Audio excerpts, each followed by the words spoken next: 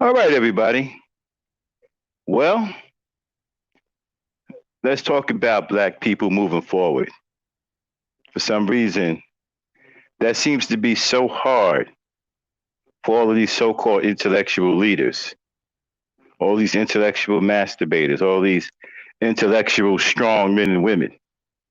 It seems like they're smart about stuff that happened in the past, but don't seem to have a clue about what it is that we need to do to move forward. See, I look at it this way: it's instruction versus intellectual masturbation. You want to know what I mean? Tune in right now. It's Gangsta Talk with the Gangsta Simp. Let's do this. Dame?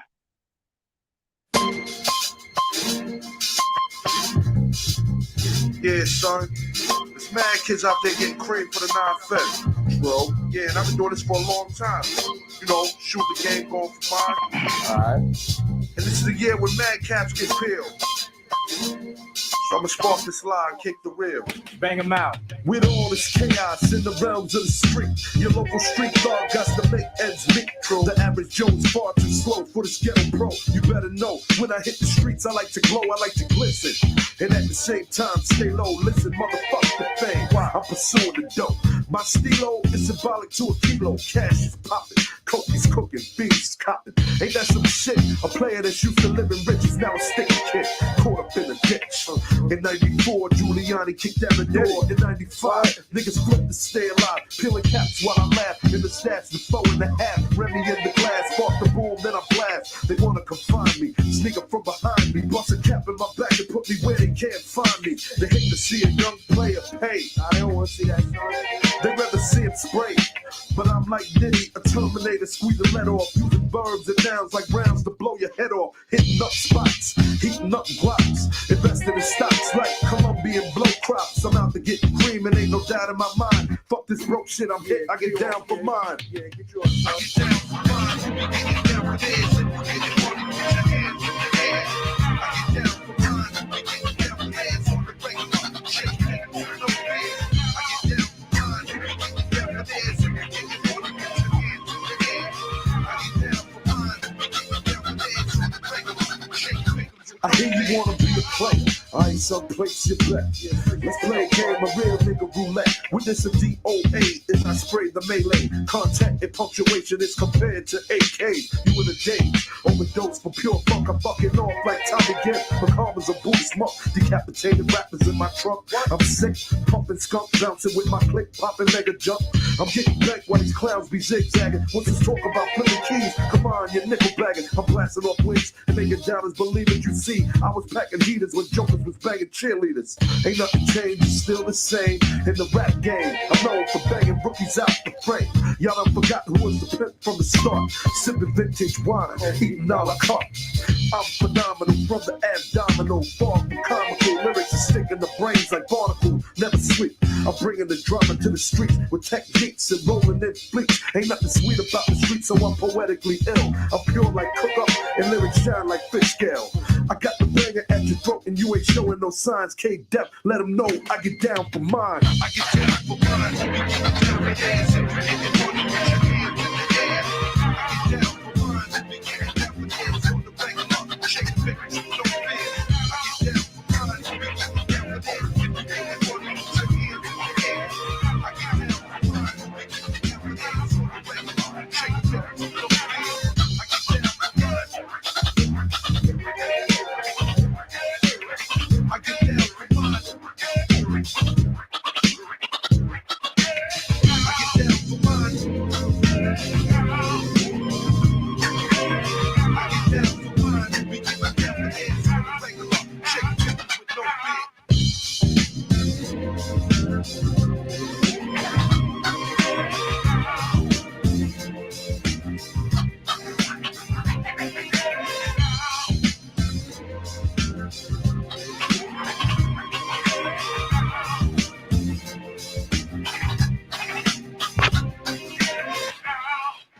All right, everybody. What's going on? This is Gangsta Talk. I am the notorious Gangsta Simp. aka Maximum Black, aka the Black Knight. I'm joined by my partner in crime, the Lady Knight, Miss Dame Frankie, is in the background. The Thunder Princess, Miss Albina Becco, hailing from Ghana, Africa, will probably show up at some point during the show. But anyway, what's going on, everybody? Thanks for tuning in. Thanks for all the support. Don't forget to like, subscribe, and share. And don't be afraid to support the channel. We're talking about some real shit here. Okay? We're not going to sell you intellectual masturbation. We can give you that for free. We're not going to sell you that like a lot of other people are doing. And let's get into that. The title is Instruction versus Intellectual Masturbation. Well, what do I mean by that? Okay, let's get to going here. When you look at a lot of the people around the internet, a lot of the black people, we have a lot of scholars, would-be scholars, people bragging about their self-taught and all this other stuff, and they got miles and miles of education, and their IQs are like 15,000 and all this other stuff. They're professors and law clerks, and I mean the accolades go from here into the great beyond. And they tell you a lot of stuff, a lot of fancy rhetoric being thrown around, a lot of mesmerizing content. But you see, when you get down to the nuts and bolts of things, this is why I love simplicity. And you guys are going to see after a while what I mean by simplicity. See, simplicity cuts out all of the BS. When you get down to the nuts and bolts, when you get down to the grind, when it's time to put one foot in front of the other, you'll see that all of them are blowing smoke. They're not really telling you anything. What they're doing is they are appealing to the fact that you love drama. They are appealing to the fact that you want to be entertained. They are appealing to the fact that you are symbolic in nature and you want to hear the intellectual masturbation, but not necessarily instruction. So this is what they do. They take advantage of it. It's basically like selling you an infomercial. You're listening to an infomercial that you pay for, right? You guys have all seen infomercials, you know, in the wee hours in the morning where they're selling all kinds of amazing products, you know, $19.99. So basically what you have is you have a bunch of people that tell you, hey, become a member of my channel and I'll tell you what black people need to do. Or sign up for my course for $49.99 or $99.99 and I'll tell you what black people need to do. Now, if they was truly about helping you, they would share the information with you. You understand? But here's the thing.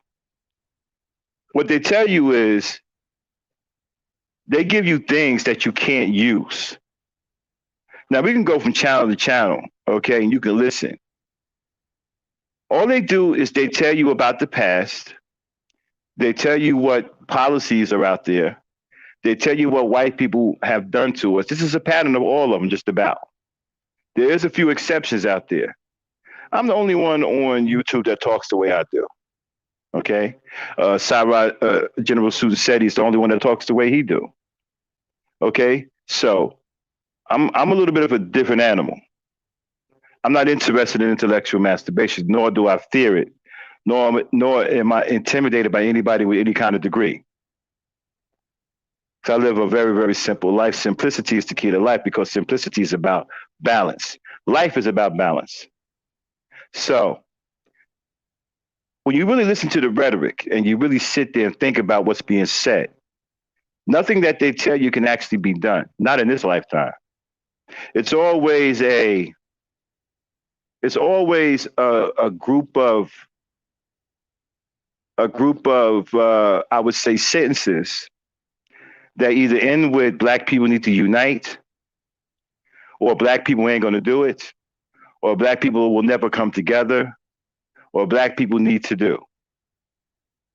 That's pretty much what it ends in there, right? And so at the end of the day, you come away with nothing except a feel-good story about the person who told you nothing, but told you in such an intellectual way, you were tricked and you were amazed by the way the person sound.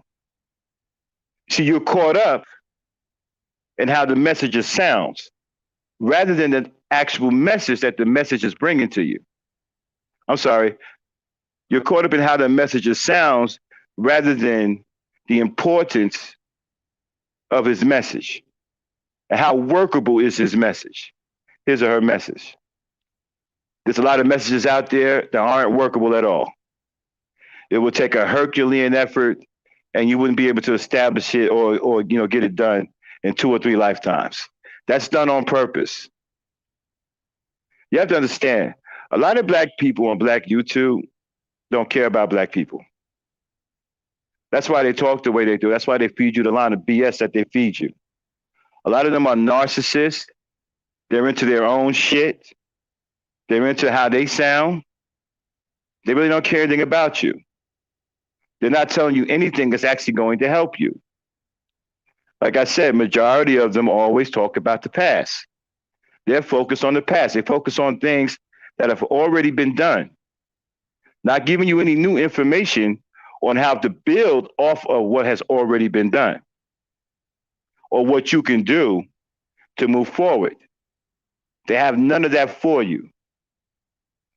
It's just a bunch of fancy rhetoric about the past that's dressed up. It's like putting lipstick on a pig. And you fall for it every time because these people have names. As soon as you hear that they do research or they're a scholar or they've gone to this university, you're already hooked. And they know you're hooked. And so they lead you down that path. Basically like leading you to an oasis in the middle of a desert. Have any of you ever actually seen an oasis in a desert? No. But you've heard of it, right? You've heard of it in fairy tales and cartoons, wild stories about how people traveled through the desert half dead and tongues hanging out and dehydrated. All of a sudden they came across an oasis with pure water smack in the middle of the desert. No one knows how it got there. So it's just a bunch of fairy tales that you listen to.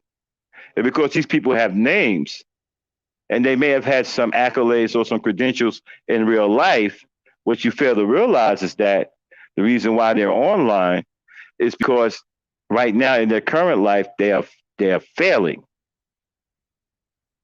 You have a guy that used to be a professor at a prestigious college, used to be on CNN and in the news, ousted, can no longer teach, ousted, can no longer be on social media. I'm sorry, not social media, the mainstream media. His claim is that he was too black for him. Well, that's what they all say. What you have to understand is a lot of these people are failures in real life. And so this is all they have. And so they make the most of it. They know that most black people are very symbolic. And they know that black people want to hear somebody talk a good game and not necessarily put up, not necessarily put their money where their mouth is. See, when you hold people's feet to the fire, they start to retreat and they have no answers for you. As a matter of fact, they try reverse psychology on you and say, what are you doing? What are your solutions?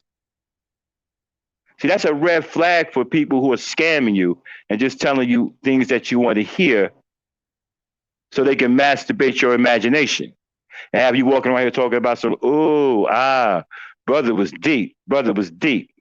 That's all you want for your life is to walk around here and say somebody was deep? What about our kids being murdered? Anybody going to tell us about how to stop that? So when you get down to our kids being murdered, you got people talk about the school to prison pipeline. Okay, we can talk about it, but what are we going to do about it? See, we hardly have anybody doing. We have a lot of people talking, and they talk very well. Some of them talk for a living, and that's what they are. Talking about they're giving you knowledge. What knowledge are they giving you that you haven't already heard before? Hell, if you're 15 years old, I'm pretty sure you've heard 1,000 times black people need to stick together. I'm pretty sure you've heard black people need to unite. I'm sure you heard that black people spend nearly $2 trillion a year.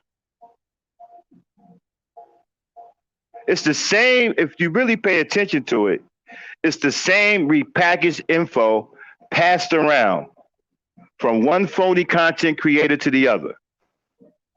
Some of them dress it up, some of them are very clever, but it's the same BS rhetoric that leads to a dead end. And they all make money off of it because they don't care anything about you. They don't care if you do anything or not. They don't care if your kids make it or not. They don't care if you get out of poverty. They don't care if black people move forward. All they care about is paying their cable bills, ordering Uber Eats, Postmates,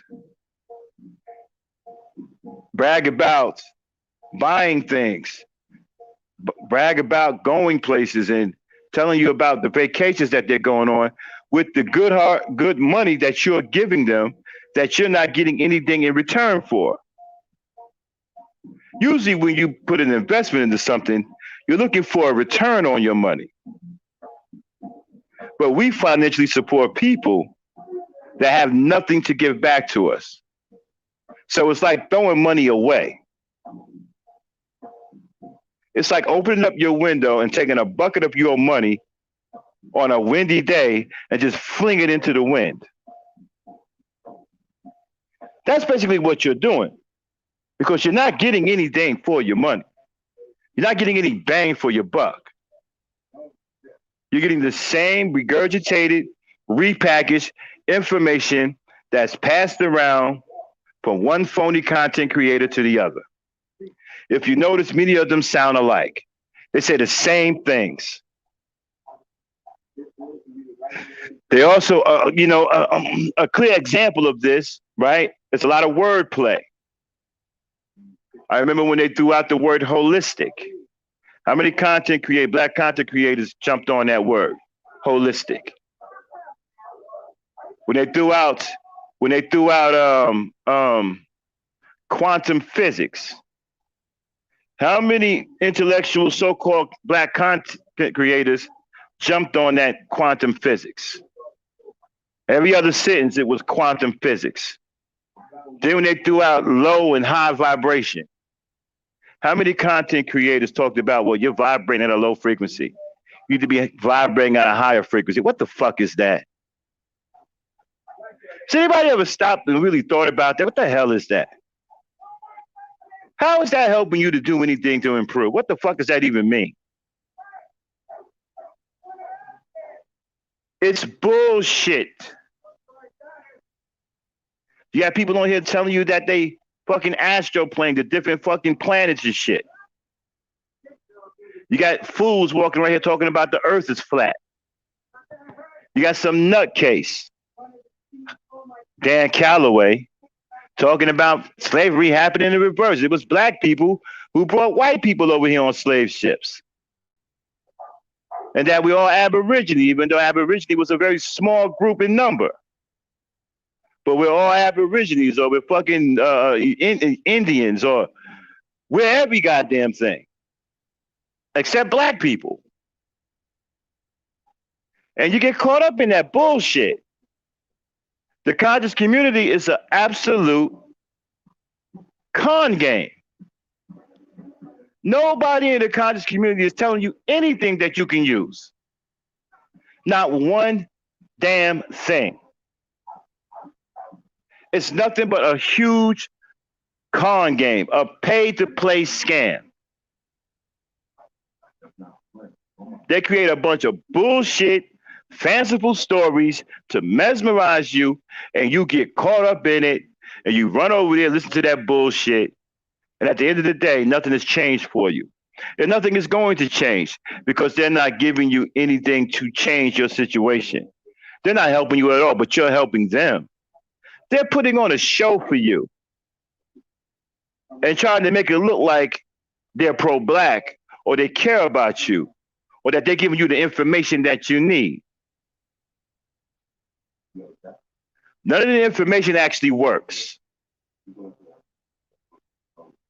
I challenge anybody to get some information from the conscious community that's actually going to work. Anybody can get up here and say bullshit like, well, but brother, you need to try to work on a higher state of consciousness. You need to be calm. You need to chill out and, talk to the most high. Or you need to understand that your ancestors were in Africa. How many times are we going to hear that before somebody should have been say, hey, this is bullshit?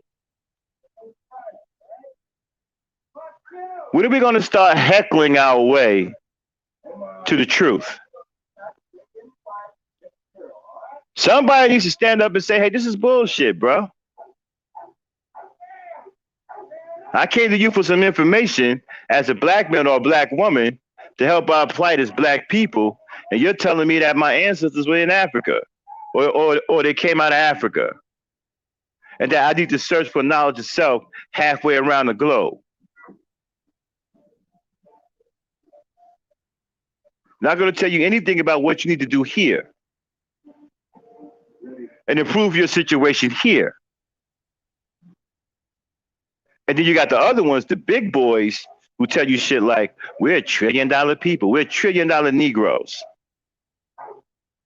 I mentioned this before. How does it sound that you spend $1 trillion, $2 trillion a year and you have nothing to show for it? But they make you believe that spending that $1 trillion is worth something to you.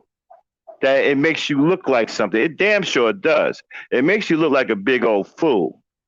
It makes you look like a big fat pigeon. It makes you look like you can be had. That's what it makes you. I want you to think about something. Spending $2 trillion a year. We say, black people spend $1 trillion on bullshit, hair and nails and all this other stuff. If that's what we're doing, then how is that good for us? Somebody said that that's spending power, that's buying power. We can buy a whole country, all right? Get the black people together and let's go buy a country since we can buy some, since we got all this buying power. Let's see how easy it is to go buy a country. Somebody actually said that. Somebody prominent on here actually said, well, with the money we spend, we can go buy a country. Come on now. What kind of talk is that? I mean, do you walk around here every day in your daily life thinking about buying a goddamn country and you can barely pay rent? You can barely keep up with your car note. Some of you are struggling to put food on the table. Is that what you're thinking about? Buying a country? So how much does that information work for you? It don't do a damn thing for you, but give you a phony talking point, a pseudo talking point. So you can go and tell other Negroes who don't know any better, man, we could buy a country. We ain't buying a country. We haven't brought a country. Hell, we can't even buy property. How the hell are we buying a country where we own 1/2 or 1% of the wealth of this country and own virtually no property? We can't even get fucking property over here, let alone buy a country. And they tell you what? Here's the same song and dance that they always tell you, right? Black people need to start businesses. That's one of their main guns. Black people start business. This is what they tell you to get money from you. Black people need to start businesses. We need to start opening up our own businesses and doing this, and that. But they don't never tell you how to start those businesses. They don't tell you what businesses that you need to open up, how to go about doing these. But there's no instruction. Hold on one second. Sound check. Dane, were you there?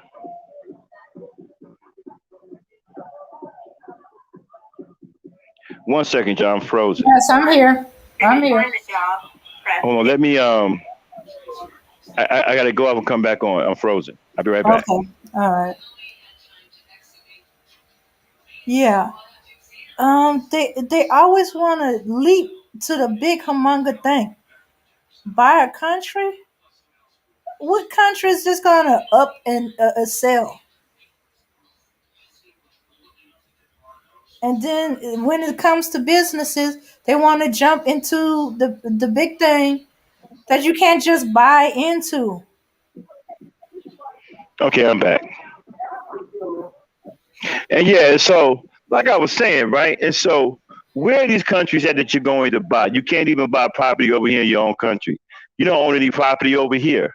So what makes you think you're just going to get some of that $2 trillion that we spent and go buy a goddamn country? How are you even going to organize something like that? See, this is the type of stuff that you have to think to yourself when you listen to these people tell you these things. You got to use common sense. How are you even going to get, we spending $2 trillion a year, 1.2 trillion or something like that. How are we even going to organize that to get black people who are spending that kind of money? How are we even going to organize that to the point where we're ready to buy a country or a large landmass? How? They don't tell you how. What they do is they feed you a fucking fairy tale that mesmerizes you. It's called fancy rhetoric. It's fancy rhetoric. It makes you go, ooh and ah, wow. You know what? If black people can do this, if black people can do that, well, if Woody would have went to the police, this would have never happened. It's bullshit. If we spend a $1.5 trillion or over $1 trillion a year, if we haven't brought no country by now, we're not buying any.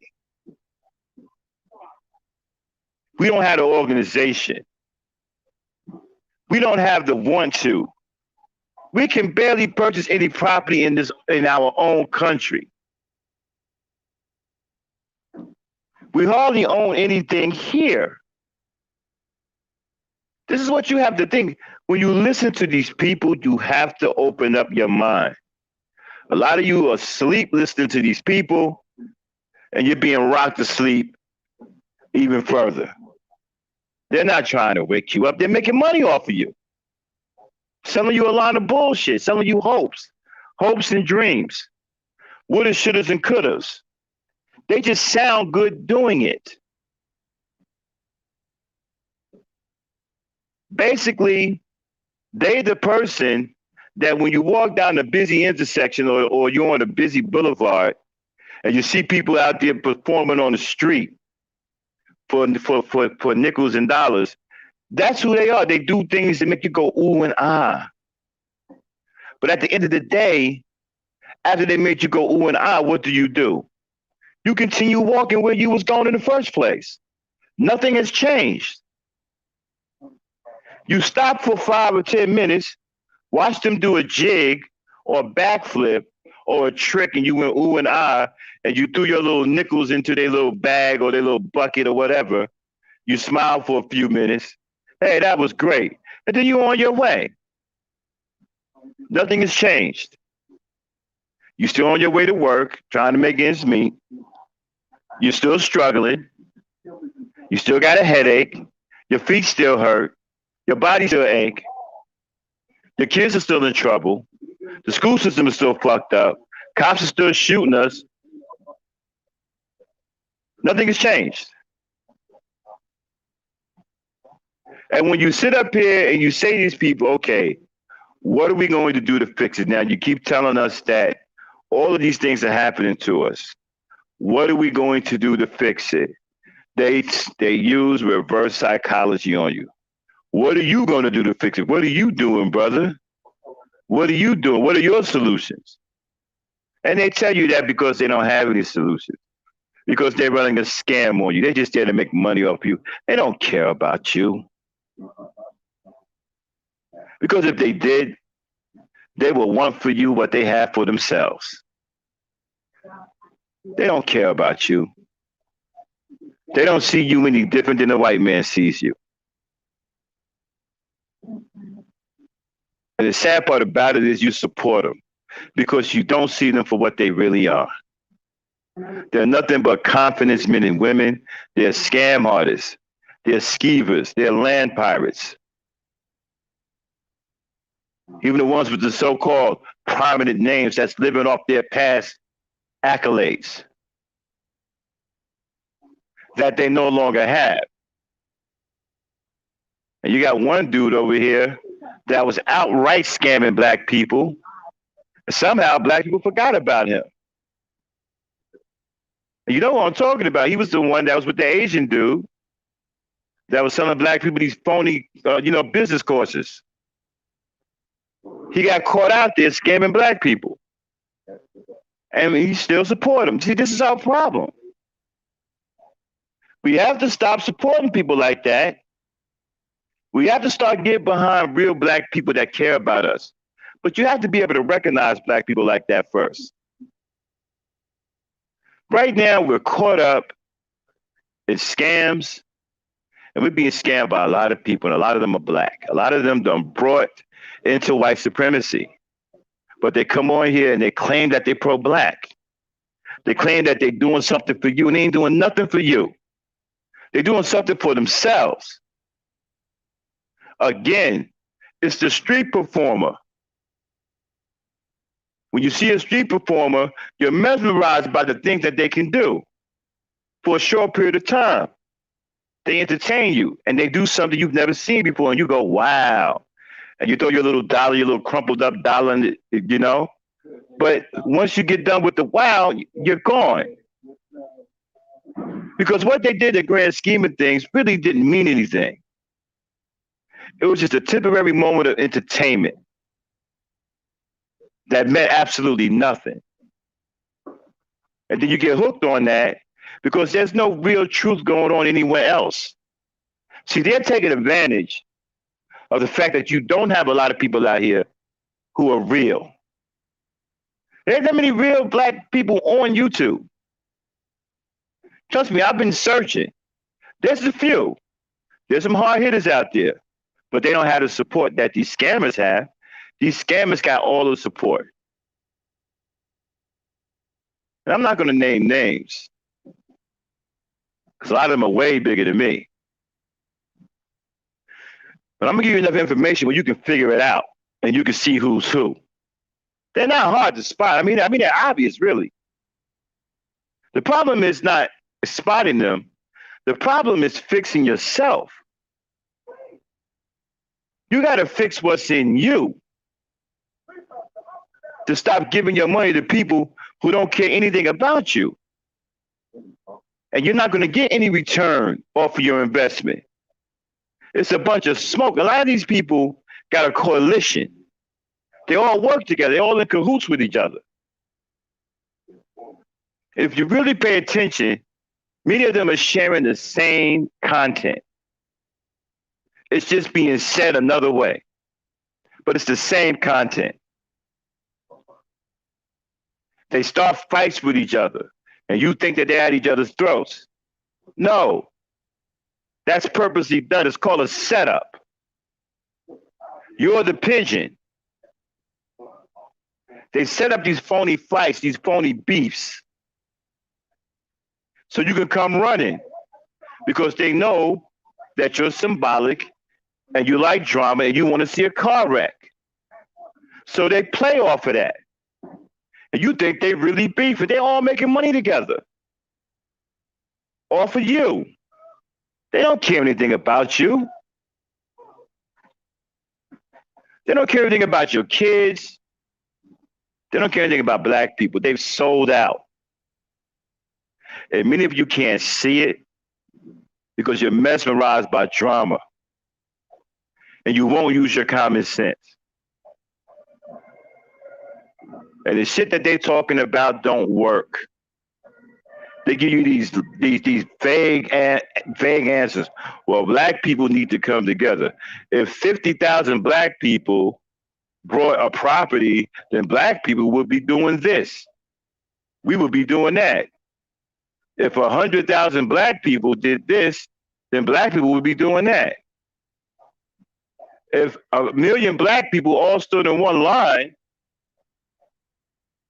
then we have a wall of black people sticking together.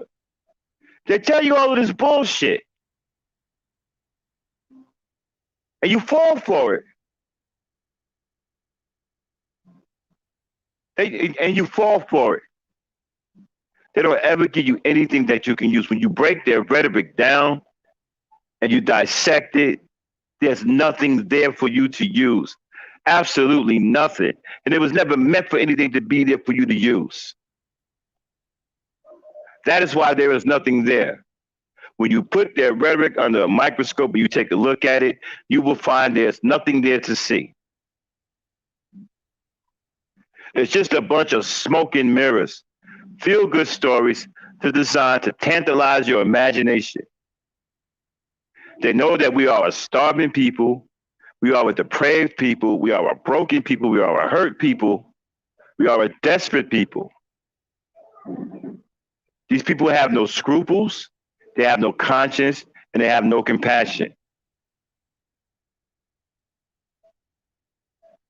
Our misfortunes is their fortune. They make money off of our misfortune.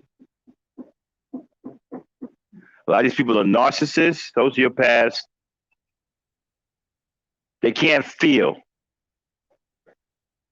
And they don't care nothing about exploiting other black people.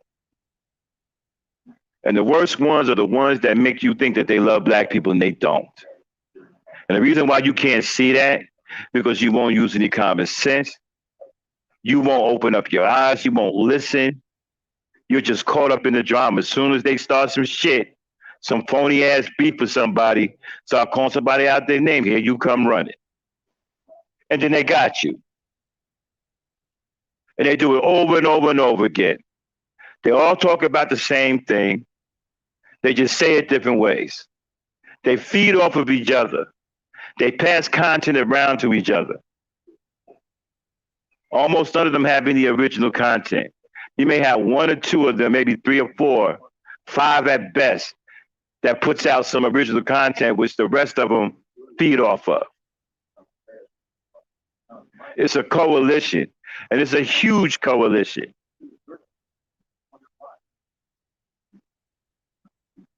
It's the great kabuki dance. It's a flim flam. It's a scam.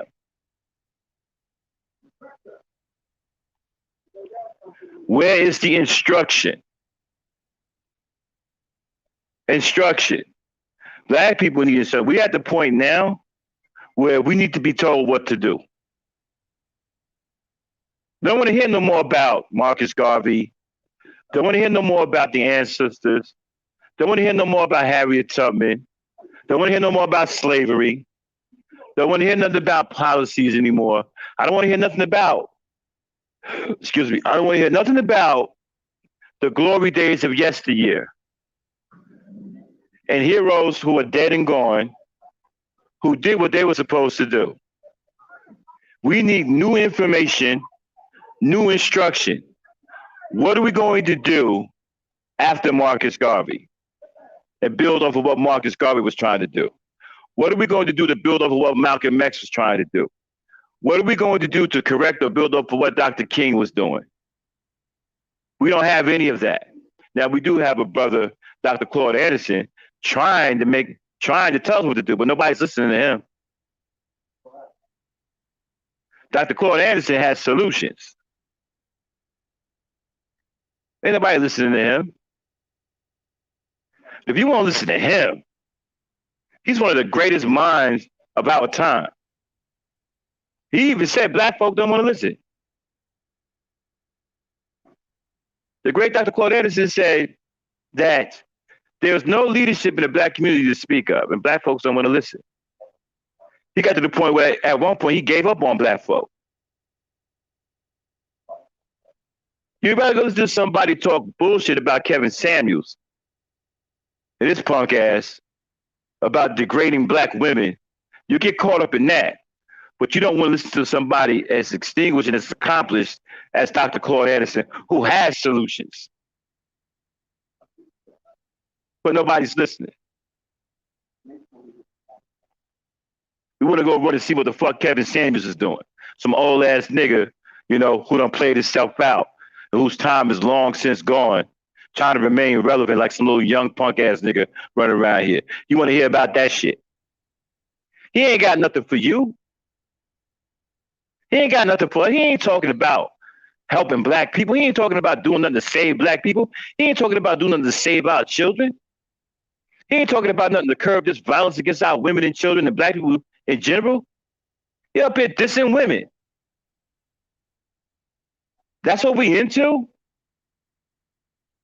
How the hell are we going to be going? How the hell are we going anywhere when that's the motherfucker that has our attention? When great minds like Dr. Claude Anderson get ignored. And motherfuckers like that get heard.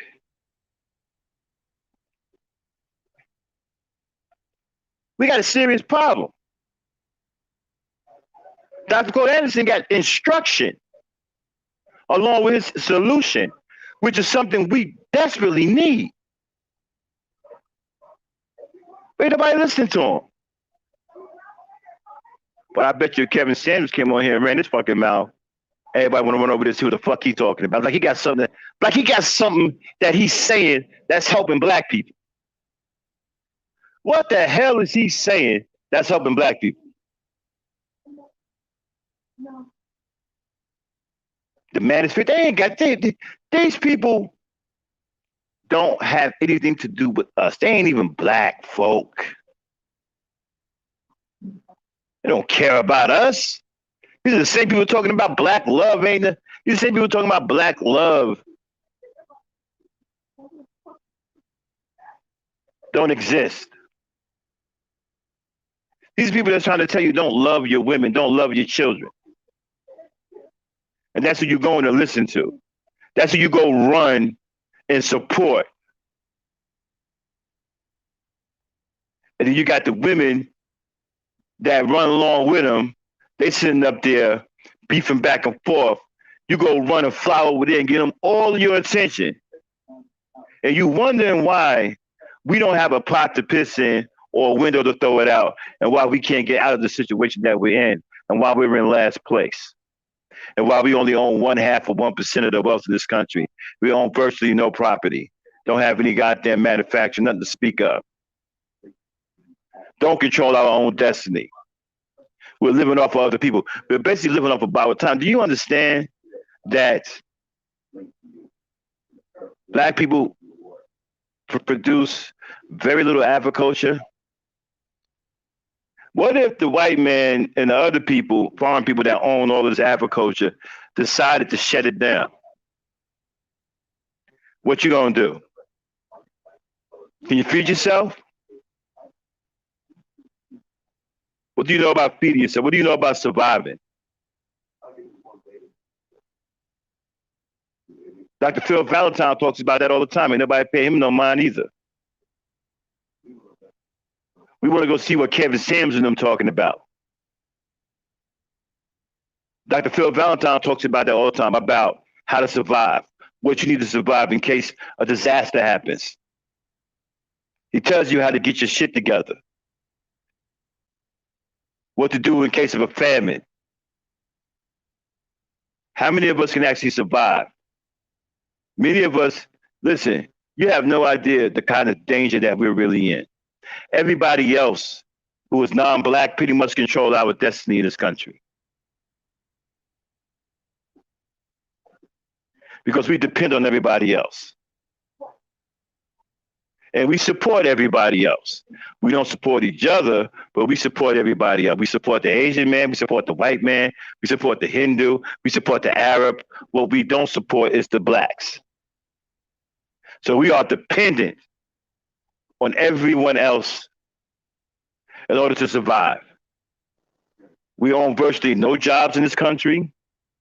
We own very little agriculture. We don't produce any products. We don't manufacture anything. We don't own any hospitals. Not that I know of anyway. Hell, I'm not even sure we own any clinics. All of the things that really count in this country, we pretty much dead last. So we have a large dependency on the white man, the Asian man, the Arab man, the Hindu man. Well, they decided to shut it down. What are you going to do? What are you going to do if Walmart locks you out? Where are you going to get food from? You know any black farms you can go and get food from? You know any black grocery store chains you can go and get food from? How about gas stations? We're in a really, y'all don't understand, we're in a dangerous position. We are totally dependent on other people to survive.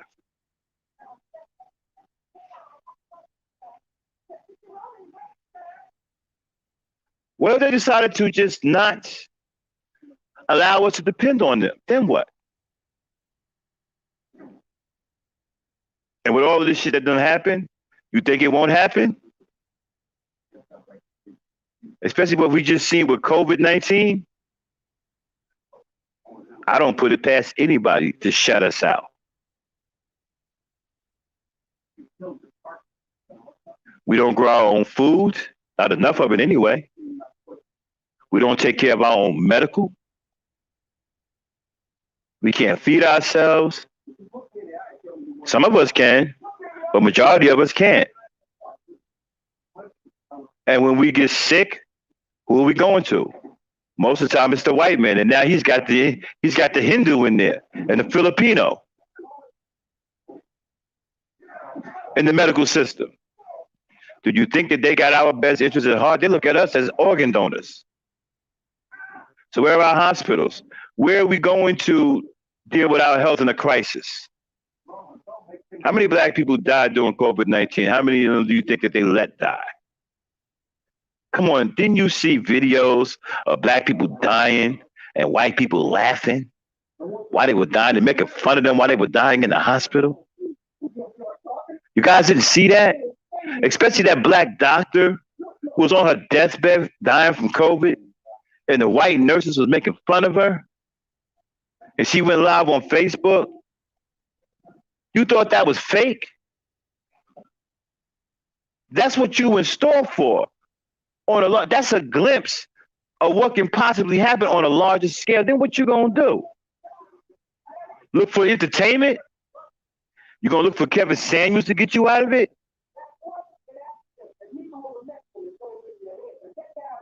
What you gonna do? And all these people that you supporting that's running these scams, they're not gonna be there for you. They done totally sold out. You just don't know it yet. You keep thinking that they care about you because they're feeding you entertainment. We got to start dealing with the harsh reality that we have to take care of ourselves. We need instruction. We need somebody to tell us what to do. We're at that point now. We need instruction. We don't need no more feel-good stories. We don't need any more fancy rhetoric. We need instruction. And what do I mean by instruction? Well, we need somebody to tell us how to set up our money. And I'm talking about from the very basic level. I don't care if you got $20 and all you can save is $20 a week. We need somebody that can tell you how to turn that $20 a week into something. We need to get everybody involved. Nobody should be an outcast, regardless of how much money they make. When it's time for us to rise up, when it's time for us to build our way out of this and rise up out of this, we need all hands on deck. Even if all you can save a week is $5, we need a plan for that $5 that you're saving every week to amount to something for a purpose. I don't care how small the purpose is. We all need a purpose. For those who can crawl, we're going to help you crawl until you can walk. For those who can walk, we're going to help you walk faster until you start jogging. Those who are jogging, we're going to help you start running. Those who are running, we're going to help you start driving. I'm talking about somebody that's going to bring you from nothing to something. Now, somebody's going to sit up here and tell you some bullshit about the 1%, which doesn't do you any good. What good is it for you to sit up here and listen about somebody tell you about the top 1% of people? You think the top 1% of people give a damn about you?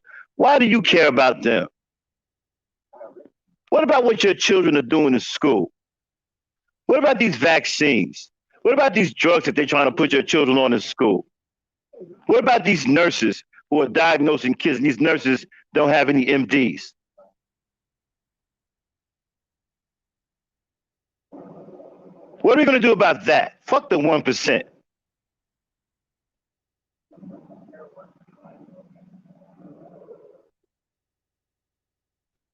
I don't hear anything about no goddamn 1%. How's that going to help us? Why are we listening to somebody talking about the goddamn top 1%? Explain that to me. What the fuck? I mean, listen, I want you to sit there and use your common sense and ask yourself this question. When you get off this podcast, or you can do it while we're on this podcast right now, look in the mirror and say this. What the fuck do I give a damn about the 1%? Or you can say it this way. What the hell do I care about the 1%? Make sure you're looking in the mirror, because you need to look at yourself, right? And say, what the hell do I care about the 1%? As a matter of fact, let's even go even higher. Go stick your head out the window. Stick your arms out there too. And yell at the top of your lungs, what the fuck do I care about the 1%? What the fuck is the 1% going to do for you? Nothing. So why are you listening to somebody that's wasting your time talking to you about the 1% or telling you who's in the top 1%? What do you care? How is that helping you? Is that stopping your children from being shot up with Thorazine, Ritalin?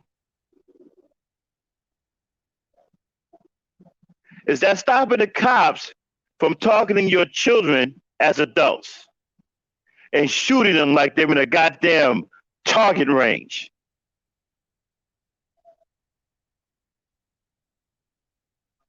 Like them damn blackboard dummies that beat at a gun range. Blowing your kids away. What the fuck does that got to do? What the fuck does the 1% got to do with stopping that? We need instruction. We need somebody to come up with a plan. Get your piggy banks. I don't care if you got a piggy bank or a little bank or a fucking bucket or a trash can, whatever. Start throwing money in that motherfucker. Every week. Or every day if you can. Build that motherfucker up. Let's get a plan going to use your money to help you get out of your situation. I'm going to tell you something. You need money.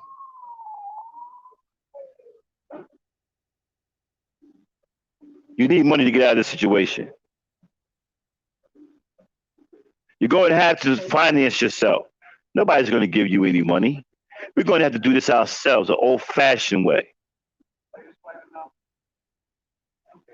We have to roll up our sleeves and go to work on ourselves, not for someone else.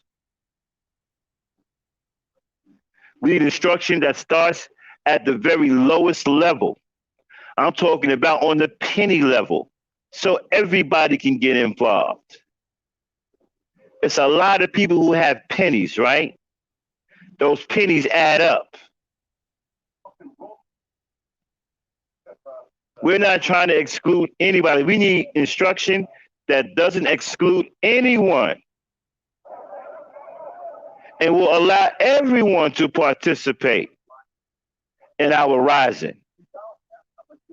That is the kind of instruction that we need. We don't need some fancy shit, people flashing in our fucking face, because they got their little bit of money, they live in a nice house, and they're talking down to us, talking about, yeah, I know people in the top 1%. They ain't doing nothing but making fun of you and talking down to you.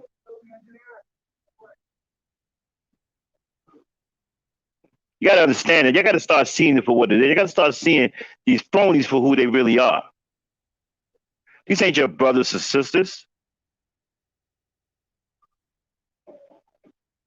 If many of you think that a lot of these motherfuckers out here are your brothers and sisters, then you don't understand family.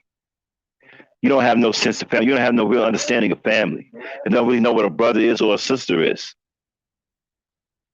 Because they ain't no more your brothers and sisters than the fucking cat in the hat. They're full of shit. And they're here to exploit you just like white supremacy is exploiting you.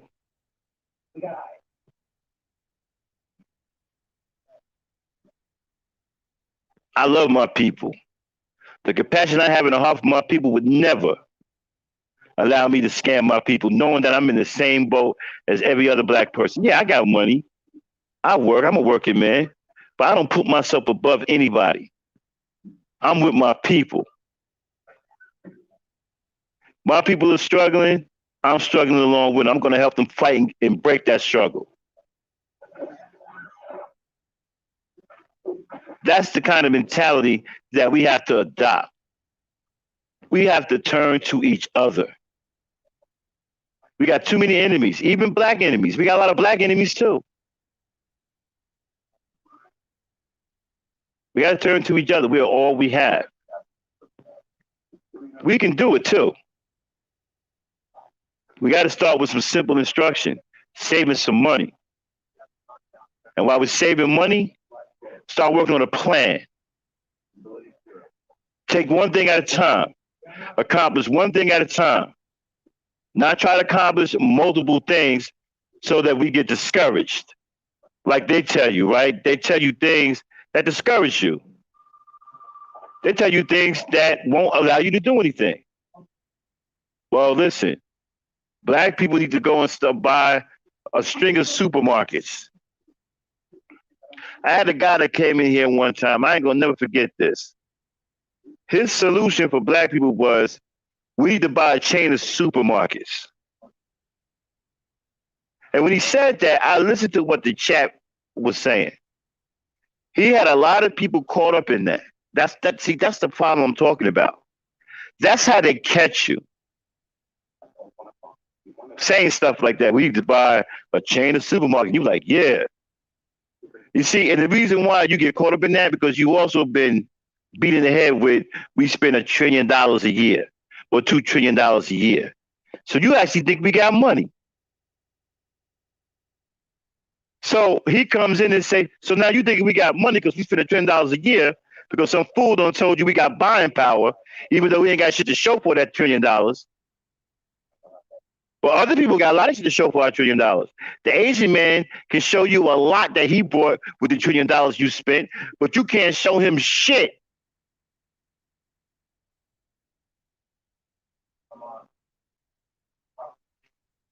So you're already thinking that we're $1 trillion Negroes, right? We spend all of this money. So some fool can come here and tell you, hey, well, black people need to buy supermarkets. That's going to solve all our problems. And I remember that podcast, and there were people in the chat who got caught up in that. Whoa, word, that's what's up. That's what I'm talking about. We need to buy supermarkets. Yeah? Where you get those supermarkets from? Where you get the money for them supermarkets? Who's selling you them supermarkets? Where are those supermarkets going to be? Where you get the property from? You have to understand something. You black, people don't want to see you buys. People don't want to sell you anything, something like a chain of supermarkets. Where are you getting that from? And where's the money coming from? What is it coming out of the $1 trillion that we're spending? If that's the case, we could have been for supermarkets.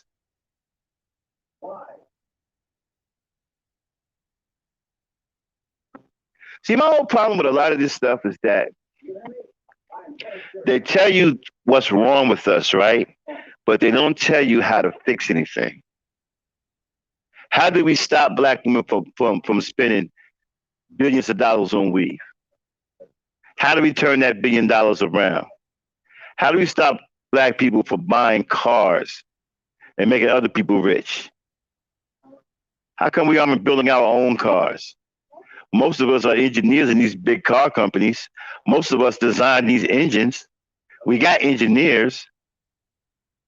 Most black people work in the car plants. They know how cars are put together. How come we don't have our own cars? Where's the black owned car around here? With $1 trillion a year, where is our car? I see Hyundais out here owned by Asians. I'm not even going to try to distinguish one for the other. I see Toyotas out here owned by Asians. I believe that's Japanese.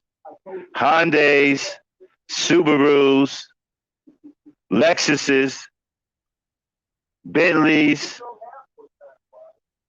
Beamers, Benzes, Cadillacs, all kinds of SUVs. Where is the black vehicle? With all the so-called money that we spend, we should have our own vehicle. We should be producing our own vehicle. Where are our vehicles? Where's the car that black people build and sell? How come we don't have a car? How come we don't have an SUV? How come we don't have a luxury car? With all this money that we spending, this so-called buying power, this $1 trillion. Now,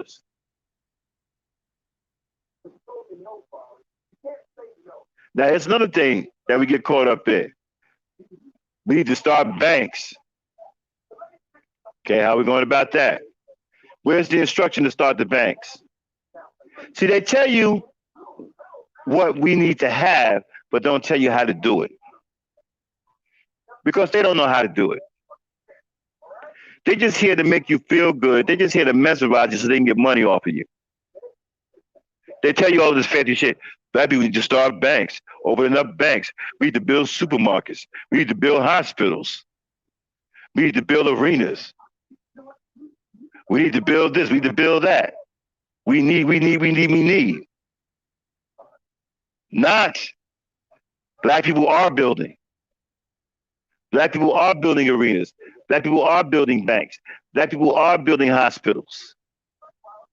We don't have that conversation. See, that's the conversation. That's the end game right there. That conversation they don't have. What they have is a bunch of black people need tos. No black people are tos. We need black people are tos. We got enough need tos.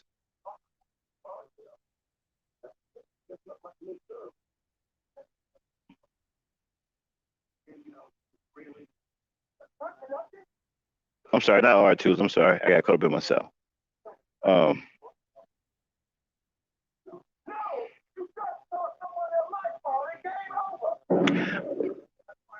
Black people need to.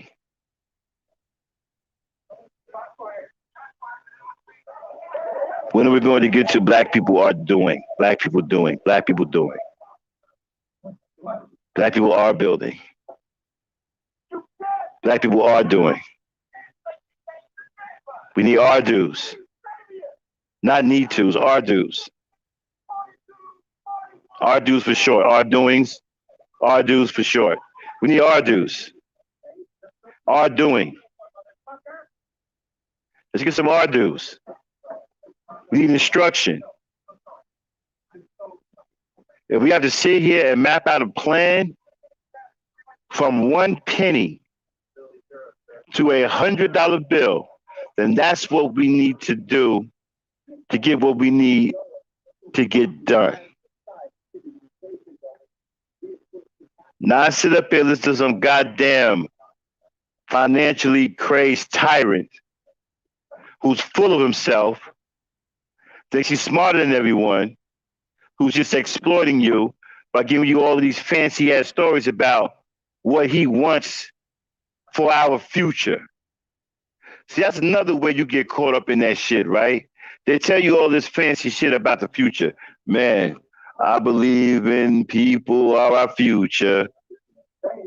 Let me tell you what we're going to do. The land's going to be filled with milk and honey. You're going to feel good inside. Give us a sense of pride so we can feel like human beings. They tell you all this bullshit about the future, something that hasn't happened yet, something that they can't give you any instruction or any map that's going to lead to the future that they're talking about.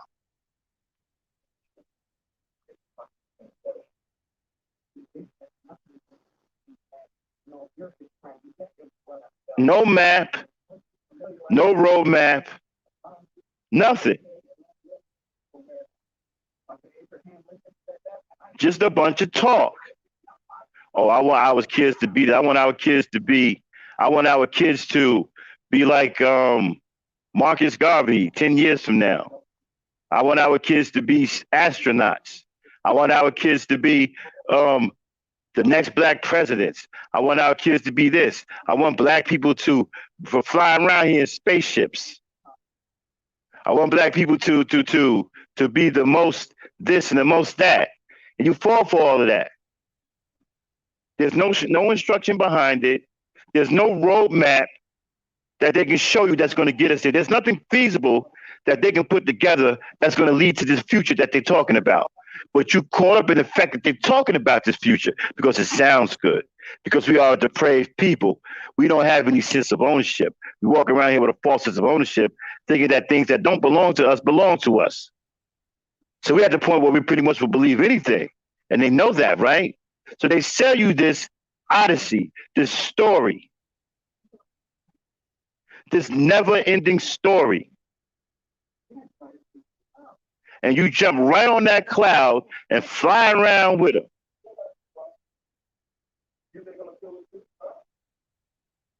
Don't know where you're going because they don't either. They don't have no roadmap for you. We need instruction. We need plans laid out. We need step by step. This is what we're going to do first, second, third, fourth, fifth, and sixth. Dr. Claude Anderson talks about stuff like that, but nobody pays him any damn mind. Y'all have any idea how great of a mind Dr. Claude Anderson is? Shout out to Dr. Claude Anderson. He's not going to be here forever, people. And we're not taking advantage of him.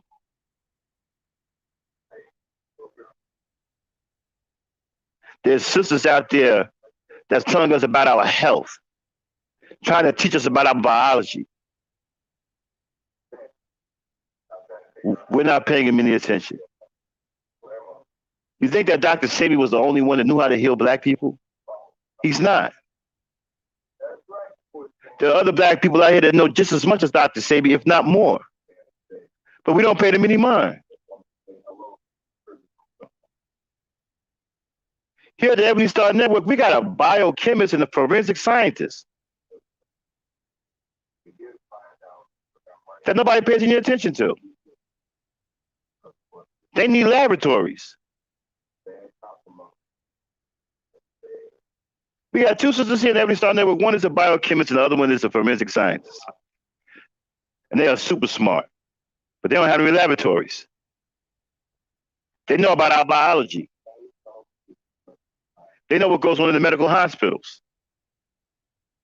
But y'all don't want to hear that. Y'all want to hear shit about Kevin Samuels. Y'all want to hear bullshit. Y'all want to hear the dirt. Y'all want to hear gossip. And we got too many black people who are famous off of bullshit. And people talking about, well, don't be hating on how somebody make their money. I ain't hating on nobody about nothing.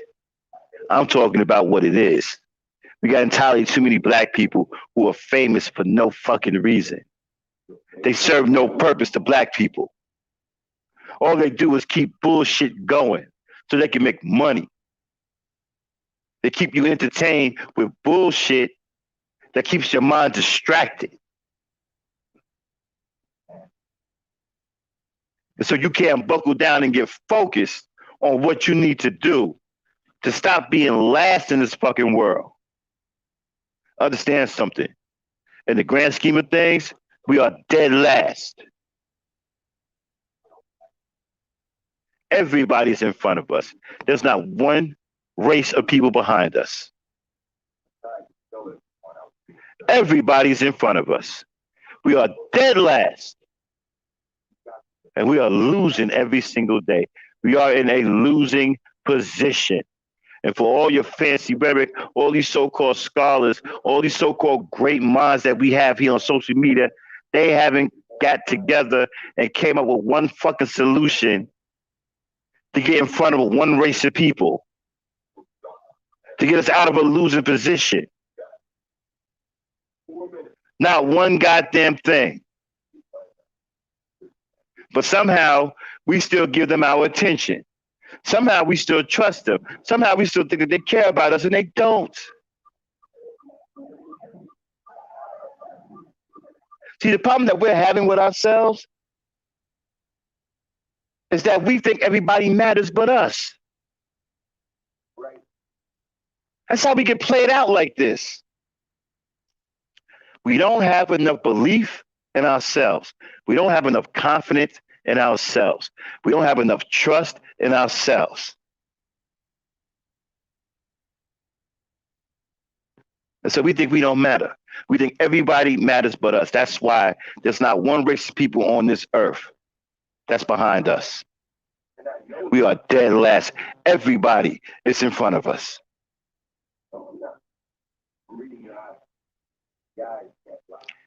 We need instruction. We need a plan laid out on what we're going to do from one step to the other.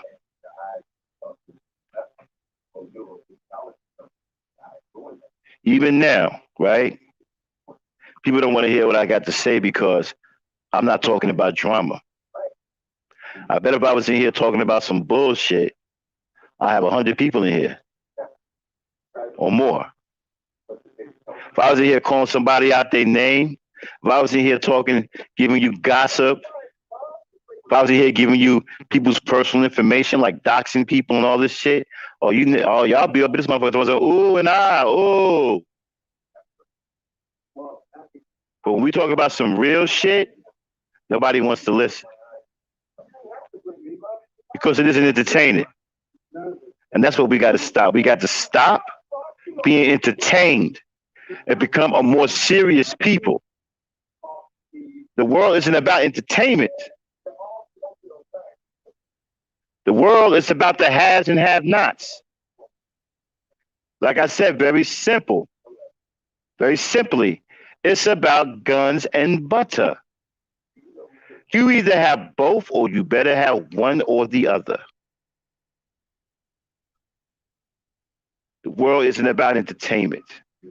It's about the haves and the have-nots. Trust you me. That is what it comes down to.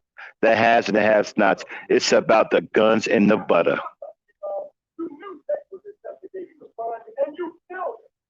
And all your fancy rhetoric, it's not going to change that. So you have to get busy getting either guns or butter or both. You got to be the have and stop being the have-not. You want to stand up and be counted in this world? You want to do something as black people? You want the world to take notice that you are rising up? Then you need to go from the have-not to the have. And for that, you need step-by-step instruction.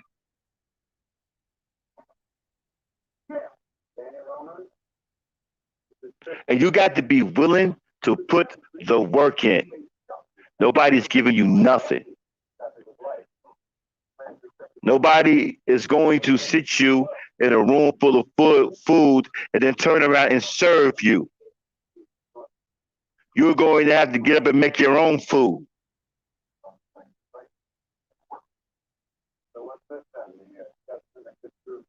You have to go from the have-nots to the have. Guns and butter, baby. Either you have both. If you don't have both, you better have one or the other. Because if you have neither, you're in a lot of trouble. If you have neither, you don't even have a voice. You're just going to be thrown to the side, cast off to the side as insignificant or a consumer, someone that other people can make money off of, which is what they're doing right now. Even your own people are doing that to us. Our own people are doing that to us, treating us like cast offs because they sold out.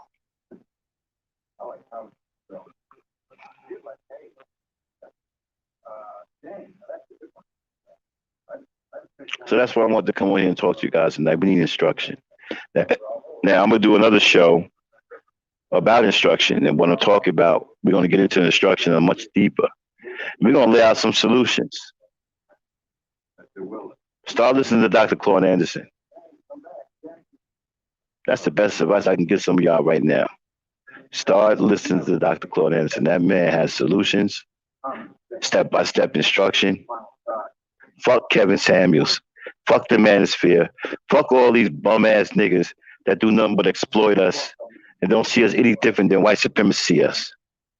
Kevin Samuels is no different than a white supremacist. The fuck you giving him your attention for? We need to start giving our attention to people who can help us, people who can teach us, people who can teach us how to get out of this situation that we're in. I take it back to Brother Bane in the movie Malcolm X. Now, I'm not a big supporter of Elijah Muhammad, but there was something in that movie that he said that I rock with. We are prisoners of our mind. We are besieged by the white supremacist programming that's in our mind. He told Denzel Washington in that movie that Elijah Muhammad can get out of the prison of his mind. Well, we got brothers and sisters out here who can help us do that right now if we would just listen to them. There are those out here who really care about us, but no one is listening to them. No one's paying them any attention because they're not bringing drama.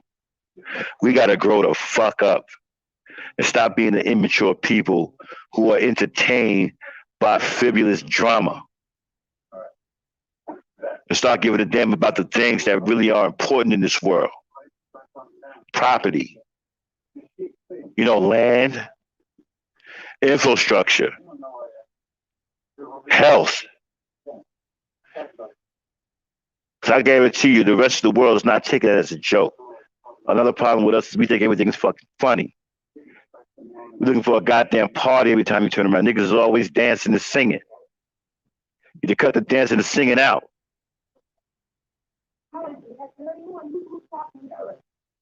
And start really paying attention to what's going on as well. Like I said before, I get up every morning and I do my rounds on the mainstream media, read the newspaper, whatever. I see other races of men talking about things that matter in this country, things that matter in this world. They're talking about manipulating the world, money, currency, healthcare, housing, big business. Other races of men are talking about that. When you hear the black men talking, they're talking about bullshit. They're talking about black women. Talking about they can't get a date. Or some bum ass dating coach talking about how he used to get fellatio back in the day when he was running around with a ducktail, wearing a clown suit. Aren't we tired of looking like clowns? Every time I see something on TV, you know what? I'm done with TV. I don't even watch TV hardly no more. I just watch a lot of old movies. Because I'm sick and tired of seeing black people overreact to white folks. And I mean, I see movies and TV shows where black people are doing the most for white. I mean, just pouring their hearts out. It is driving me crazy. I can't watch it no more. Doing extra. Always dancing the jig for these white folks. I was watching Ellen today. I don't know if she turned into a creep man. I don't know what that's about. But there was some dude on there with black hair. I don't know if that's Ellen. She finally did a transition to becoming a full blown man. I don't know what it is. But I was watching her show a little earlier today. And I was paying attention to the black dude that was up there with the black hat. How he just kept every time they show him, he was dancing, popping his shoulders, you know, gyrating his hips, vibrating, shoulder popping, head bobbing. That's all they showed him for. He didn't say nothing. Whenever the show went to the commercial, they showed this fool standing up there dancing.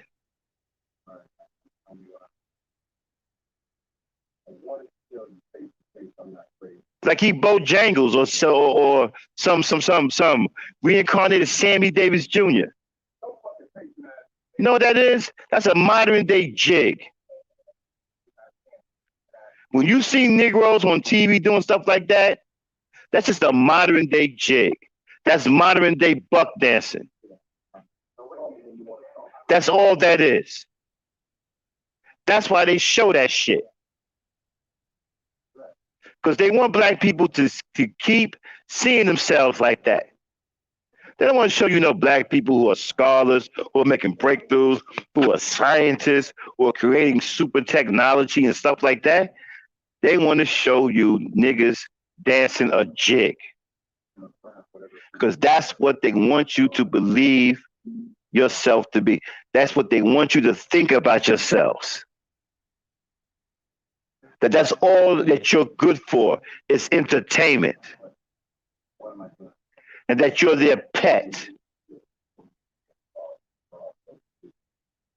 And before I get out of here, let me tell you about this show a while back. Y'all can go look this show up. It's called Mantis. It was about a black superhero who was a scientist. And he was extremely intelligent, black man. The show didn't last long because white people didn't want to see intelligent black people. It was a good show. He was a black superhero called Mantis. Look him up. That show didn't last very long because he didn't say anything stupid in the show. He didn't buck dance for whites. He was extremely intelligent. He was one of the world's foremost scientists, and he created a powerful exoskeleton suit that turned him into a superhero, all of his own intelligence. And his dialogue was intelligent. He never said nothing stupid. He didn't overact to white people. He didn't do any of that. You could pull that show up on YouTube, Mantis. And that show didn't last long. They had to get him up out of there. He was too smart. See, they don't want to show you people like that. They want to show you motherfuckers like that fool that was on the Ellen DeGeneres show today, who every time they go on commercial, they cut to this nigga dancing a jig. And that's all he did, was sit there and dance. He didn't serve no purpose to the show. The only purpose he showed was to keep black people thinking that that's all they're good for is entertainment. That's why you got niggas running around here now talking about they want to be rappers. You got old ass niggas talking about they want to be rappers.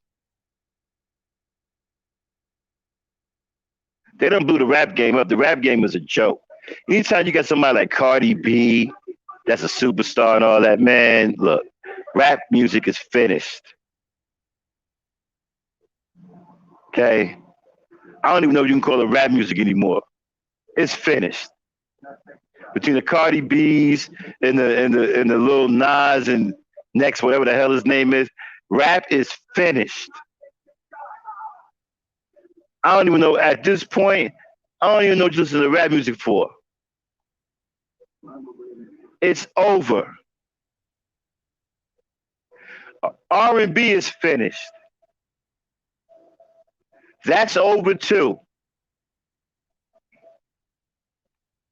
Anytime you got some Korean group that's the top five R&B group or top two or three R&B group, R&B is finished. Now, I hate to break that to y'all, but R&B is done. Rap music is done.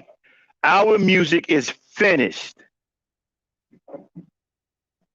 It's corrupted, it's polluted, it's demonic, and it's foreign.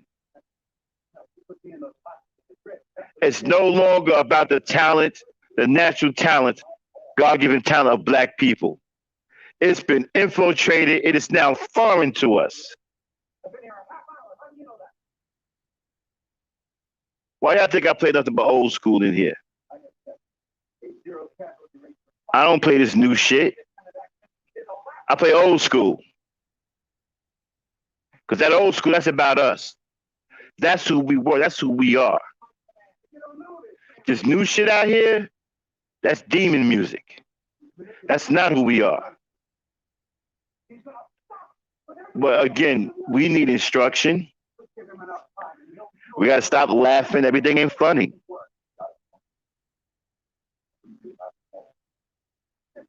We got to start taking things seriously and stop looking for drama. See, a lot of you are comfortable. You think nothing's going to happen to you. We're in a lot of trouble. We're in a bad position. We're in a dangerous position. We're in a very, very dangerous position. We can't even fend for ourselves. And we got no leadership.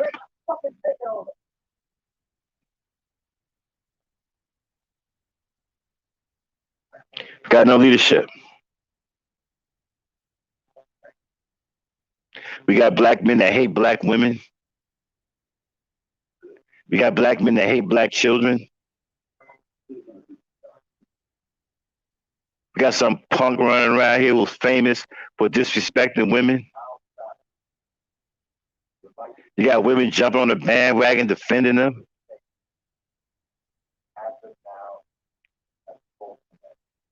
We keep getting caught up in drama. We stay distracted.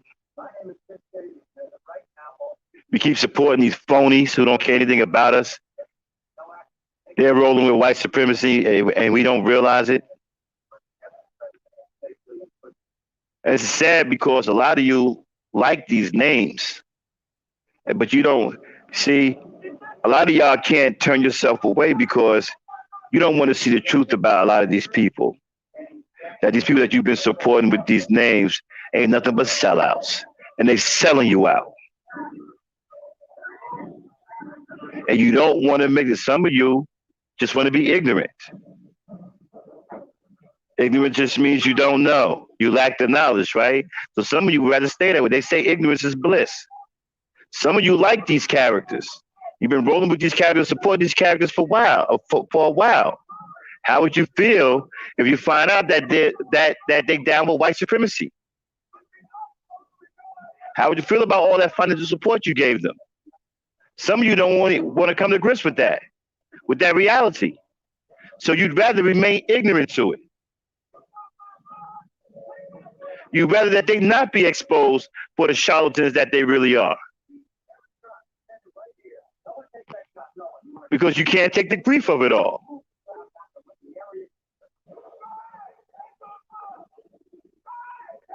It's unfortunate, but that's the situation that we put ourselves in because we think everything is funny. We think life is about drama. We think everything is a goddamn television show. Everything is a goddamn dance contest. Everything is a show. Life don't work that way. Life is about the haves and the have-nots. It's about the guns and butter. You either have both or you have one or the other. You have neither, then you'll be cast aside as either a consumer or somebody's life who's insignificant. And then you become a target dummy.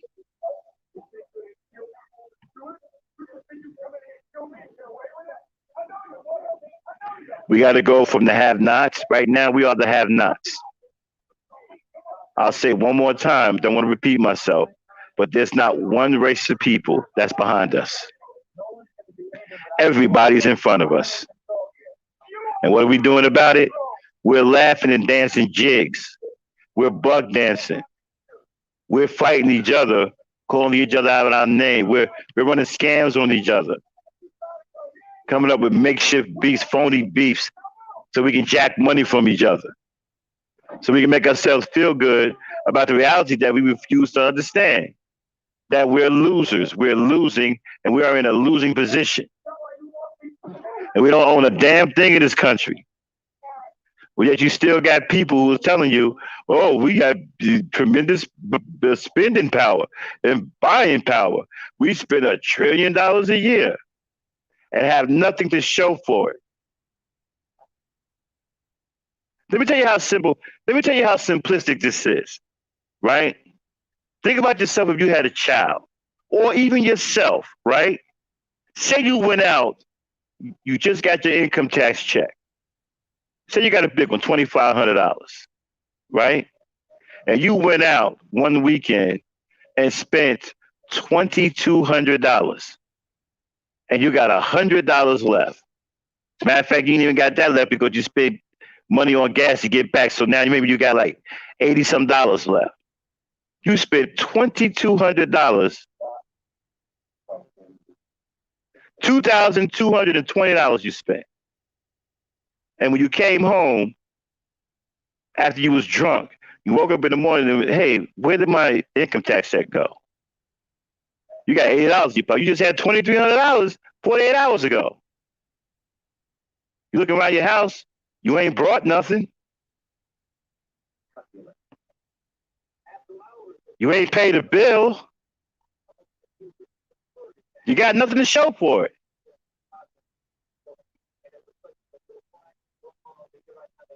And then you get into the conversation with other people talking about, yeah, man, I got $2,300 on my return. What? Did you get some stuff done? Did you get a bill paid? Did you get your car note paid? Did you do anything?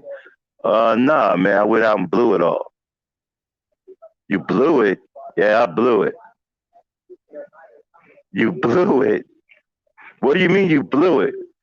Well, I don't know, man. I just went out drinking and spending money, and before I know it, I only had $80 left.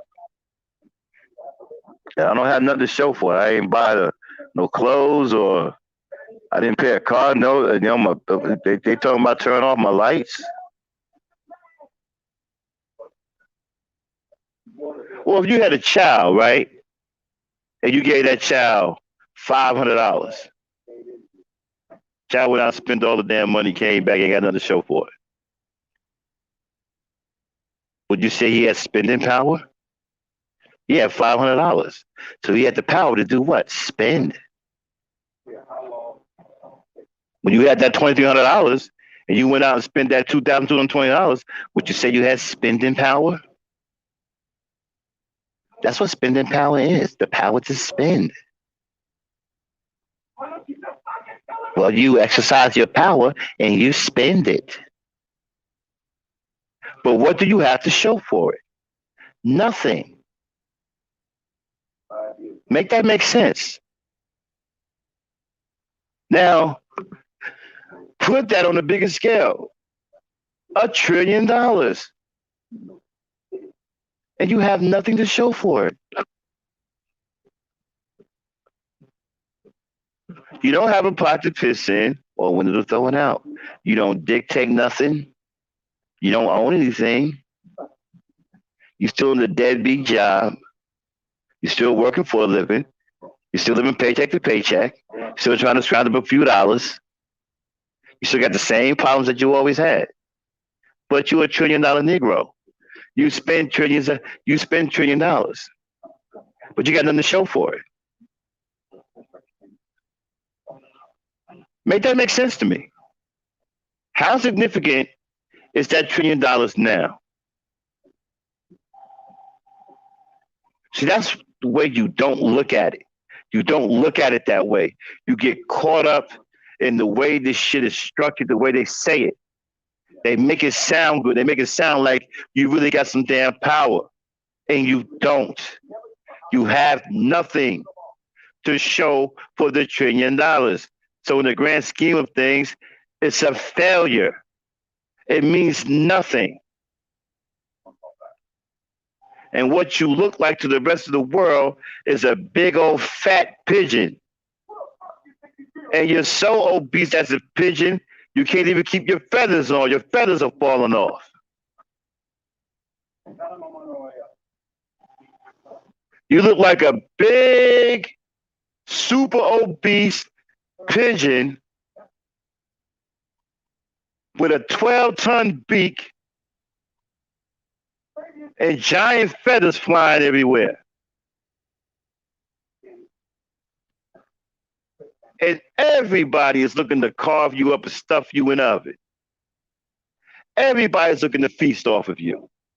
Everybody's looking to get that part of that $1 trillion. You got the Asians, they want a whole leg and a thigh. Somebody's showing up for a piece of that breast. Everybody is feasting off of you. Getting a part of that $1 trillion feast. And you're getting ate up left and right. And at the end of the feast, you're nothing but bones. And what does that mean? Nothing. You have nothing to show for it. You're just bones. They done ate up all that good meat, all that good $1 trillion meat. Even Kamala Harris put hot sauce on you. Make me believe why I should deal with you ever again. So, with that being said,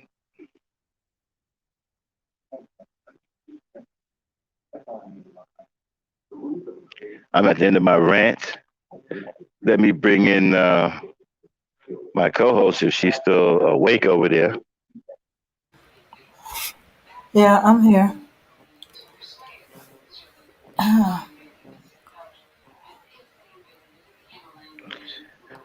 Well, black people need instruction, bro. Speak. It's not just leadership. We need instruction on how. We need somebody that's going to help us put together a step-by-step plan, even from the penny perspective. We need all hands on deck. And we got to be willing to put the work in. We need several leaders, not just a leader. We need people to start leading themselves. And that way we need to get proper instruction out there for black people to go by step, start getting themselves out of this. Like I said, Dr. Claude Anderson is a very, very, very good person to start with. He has solutions with a lot of instruction. We can start there. I'm going to start bringing some of his stuff in here, Powernomics. I'm going to start talking about Dr. Claude Anderson stuff. I'm going to tell y'all what y'all missing out on. This man is brilliant. So I'm at the end of my rant. Go ahead, Dane. Well, did you enjoy the rant? Yeah, I did. And I was like, oh my goodness, he almost just about read what I did. I was like, oh, shoots. I don't really have too much to show for it. No, we don't have nothing to show for nothing. But yeah, we $1 trillion Negroes. You got some fool running around here talking about you got tremendous buying power. You can buy countries. All right. Tell me how that works out for us. Let me know when that works out. Yeah, which country is going out that they're for sale? And we don't have nothing to show for that $1 trillion. But I tell you what, other people have a lot to show for that $1 trillion we spent. Like I said, that Asian man can show you a whole mountain of shit he bought with your $1 trillion. That Hindu can show you what he bought with your $1 trillion. That Latino or Hispanic, whatever the hell they want to call him, a non-race, whatever the hell he's supposed to be, he can show you what he bought with your $1 trillion. The white man can show you what he got with your $1 trillion. Everybody else can show you what they have with your $1 trillion, but you can't show them shit. because you ain't got nothing. You don't have nothing to show for the $1 trillion that you spent. Not one damn thing. Like I said, where's our car? Where's the black-owned car business? Where's our car? You gonna tell me we make all this money, spend all this money, and we don't have a car dealership anywhere? We don't make our own cars? And don't tell me that we're incapable, because there are a lot of black engineers in Ford. Who do you think designed the Hemi engine? Black people did. So we got the minds, we got the engineers, we got black people who work in car plants, who know how to put cars together. Where are our cars? How come we don't have one car out here made by black people?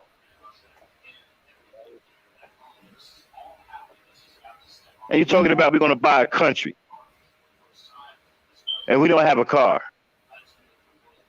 There's no reason why we shouldn't have our own car. Not one reason. If we spend $1 trillion, you can't tell me that there's a reason why we shouldn't have a car manufacturing plant and our own car dealership with our own maker cars out here. Mm-hmm. You know why? Because we're trained to behave like monkeys when we get money. I was looking at Floyd Mayweather, right? Floyd Mayweather is a grown man who lives like a teenage boy. He just keep buying brand new car after brand new car after brand new car, just so he can floss and tell you he got it like that. What is he doing with that money? Why is he making the cars? Why is he gonna spend? Listen. What pissed me off one time, I was watching a show that he was doing, where he was going in, buying cars, right? Mm-hmm. The car dealer dude was making so much money off this dumb Negro. He was saying, man, when Floyd come in here, we shut it down. And let me tell you something. Like I said, you ain't nothing but a big, fat, overweight pigeon to them, with feathers flying, with golden feathers flying everywhere. You understand what I'm saying? So when you bring your fat pigeon ass into their shop, they gonna tell you everything you want to hear. Oh, you the man. You the pigeon. You the best pigeon in the hen house. What? Is that a brand new beak I see? Wow, look at them big fluffy feathers. You looking good. They're gonna tell you all that shit so you can do the same thing that you've been doing. Giving them your money. If you giving a motherfucker $100,000 a clip every time you come to this spot, he will be gladly to sit up there and make a goddamn commercial about talking like, yeah, man, you the fucking man. You making him rich. Oh, listen, this man got so many cars, the money he could have used, he could have opened up a goddamn plant and had cars built.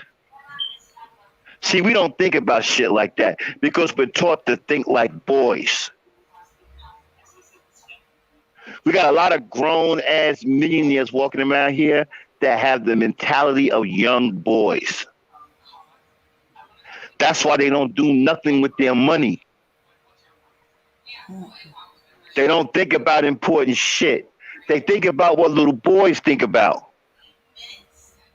Little boys want trinkets. Little boys want cars. Little boys want flashy things. They want toys. They want items. They want electronic goods. That's what little boys want. So you got these grown ass men with these millions of dollars. They think they have the mentality of little boys.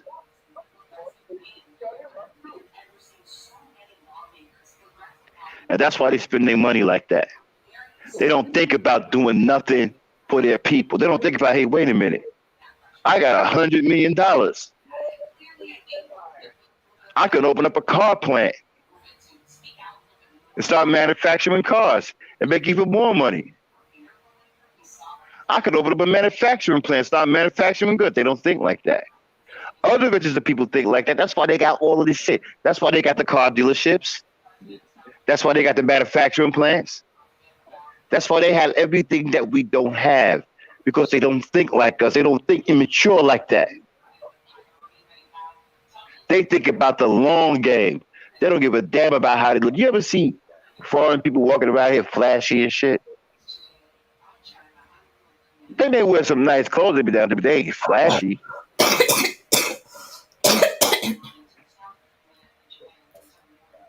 And the majority of the ones that are flashy, they've been exposed to black people.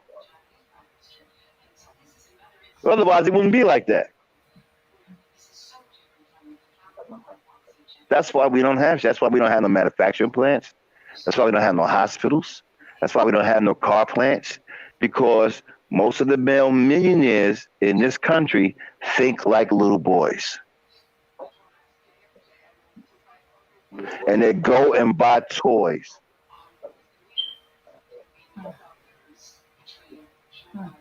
They don't buy manufacturing plants. That way they can put black people to work. They don't buy up farmland so where they can put black farmers to work. They don't think like that. They don't buy buildings that can be turned into a black hospital. They don't do that. Like, for example, look at Deion Sanders, right? All the money he had. What did he try to do? Open up a charter school. The fuck is that going to do? And then he got shut down because there was, I think there's some child molestation going on. What about opening up a hospital? And you know what the funny part about it is? I hear black people talk who are capable, who got the money to do some of the things that we're talking about. Yeah, we need to start a hospital. We need to get our own police force. There are black people out there that got the money that can do that. But check this out. There are also the black people that's telling you that we need to do this shit. They ain't doing it. Look what Byron Allen did, right? He went and bought a weather station. I don't know what that's going to do for us in the grand scheme of things. What, have the black weather report? I really don't know how that's going to help us. I like the move. I just don't like what the move was on. I like the thinking. The thinking was a little bit to the left for me.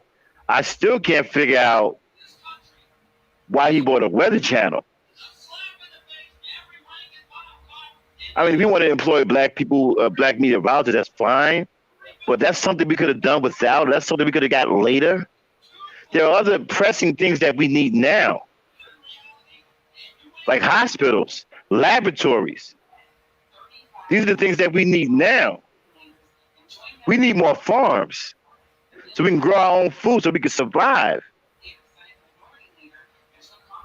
We need car dealerships. We buy too many damn cars. We got to stop doing that. We need to build our own cars. There are other pressing things that need to be done. But we got too many black millionaires who think like little kids. Floyd Mayweather is a grown-ass boy. Yes, he knows how to make money.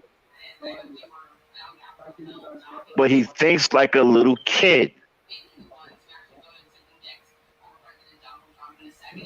And no disrespect to Money Mayweather, that's my man. You know, the greatest boxer I've ever seen in my life. But Floyd, I got to holler at you, man. Your thinking is all effed up. Yes, you can make money, but you're not always going to be able to make money. You're going to have to do something with that money that means something. This nigga out here buying cars that drive themselves and shit. And flossing and getting off by going into stores that shut down when he come in and buy a whole bunch of bullshit, sneakers and I mean, come on, man. We have to get serious about shit. Look what happened to Warren Sapp, right? A Hall of Famer, defensive end. Millions of dollars, broke as hell.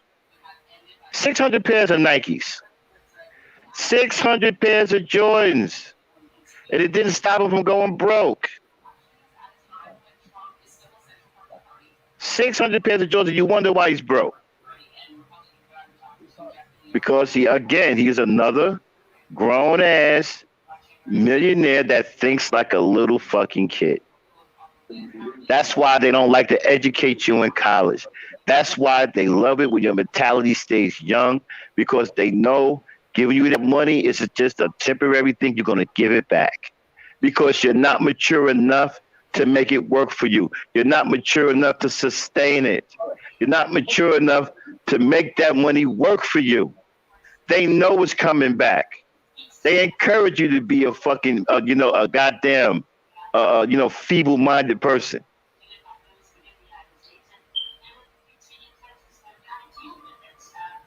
Julius Peppers at North Carolina in his senior year had 9 African American study classes, and they were all no shows,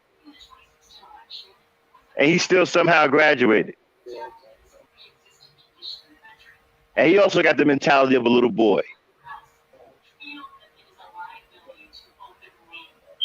Andre Rison, Pac-Man Jones. Pac-Man Jones spent $1 million in a weekend. Know what he was doing? Going around from club to club, throwing money up in the air, buying expensive bottles of champagne, clubbing for a whole weekend. Spent $1 million. Who the hell spends $1 million clubbing? Who the hell does that? You know what the excuse is? Man, I ain't never had nothing, man. So I got caught up, man. I ain't never had nothing in my life, man. I was poor, man. I ain't never had nothing. That's all the excuses. If you gave your son $10,000, your son, and he went out and spent it in 12 hours and came back, had nothing to show for it, you ask him why he spent it, he tell you, well, I ain't never had nothing.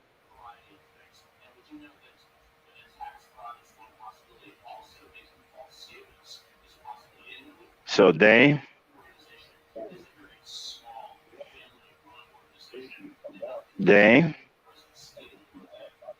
uh-oh, my co-host must be frozen. Uh-oh. I think she done fell asleep. I hear the snoring. Dang, wake up. Hey. Hi. Okay, you falling asleep again. Okay. Give me, hold it down for me for about 2 minutes. I'll be right back. I got to reboot. Yeah. But coffee don't keep me up for too long. It just makes me want to go run to the bathroom. Sorry, I thought I had put myself back on mute. I gotta watch it. Okay. So, all right. So we are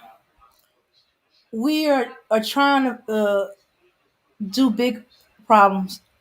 Do things in giant humongous steps when we should be starting small. I remember the guy with the grocery store chain. I said, no, we need to start small. Every business starts small. Even these so-called supermarket chain started off as a store, and then there's all the setup that's required. You know, save money for land. You know, try to be a property owner.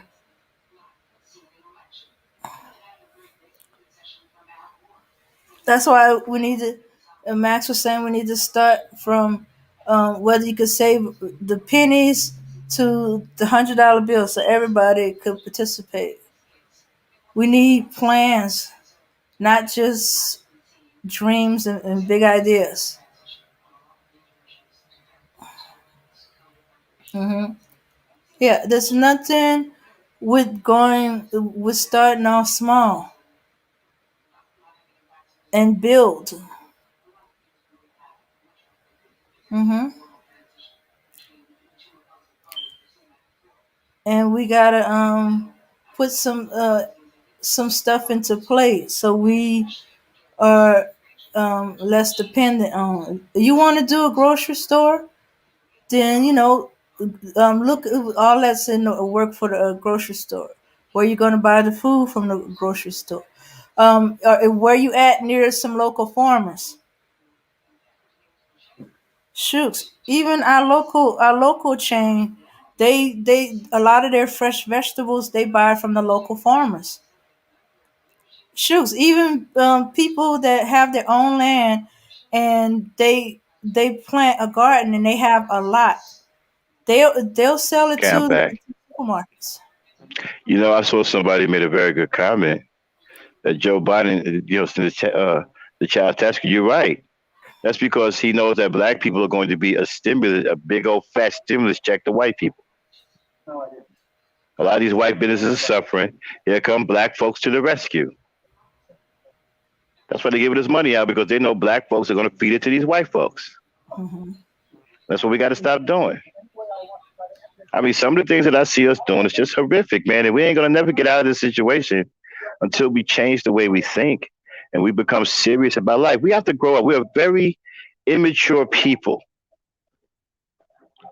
We have to accept responsibility for our immaturity and grow up to become full blown adults. We are very immature people, especially with the way we spend money. We're very, especially the brothers. Not too much the women, but the brothers are exceptionally bad. Some sisters out there tripping too, but the brothers are really bad. The brothers are really bad. The brothers are all loud and way out there and with the ice and the rims and the spinners and the ugly cups with the. I mean, the brothers are really bad. They're really, really, really, really bad. You know, and we gotta stop that. That's hurting us. That's throwing money away. Money. We keep talking about schools. We can build strong schools if we're not out there doing that with our money.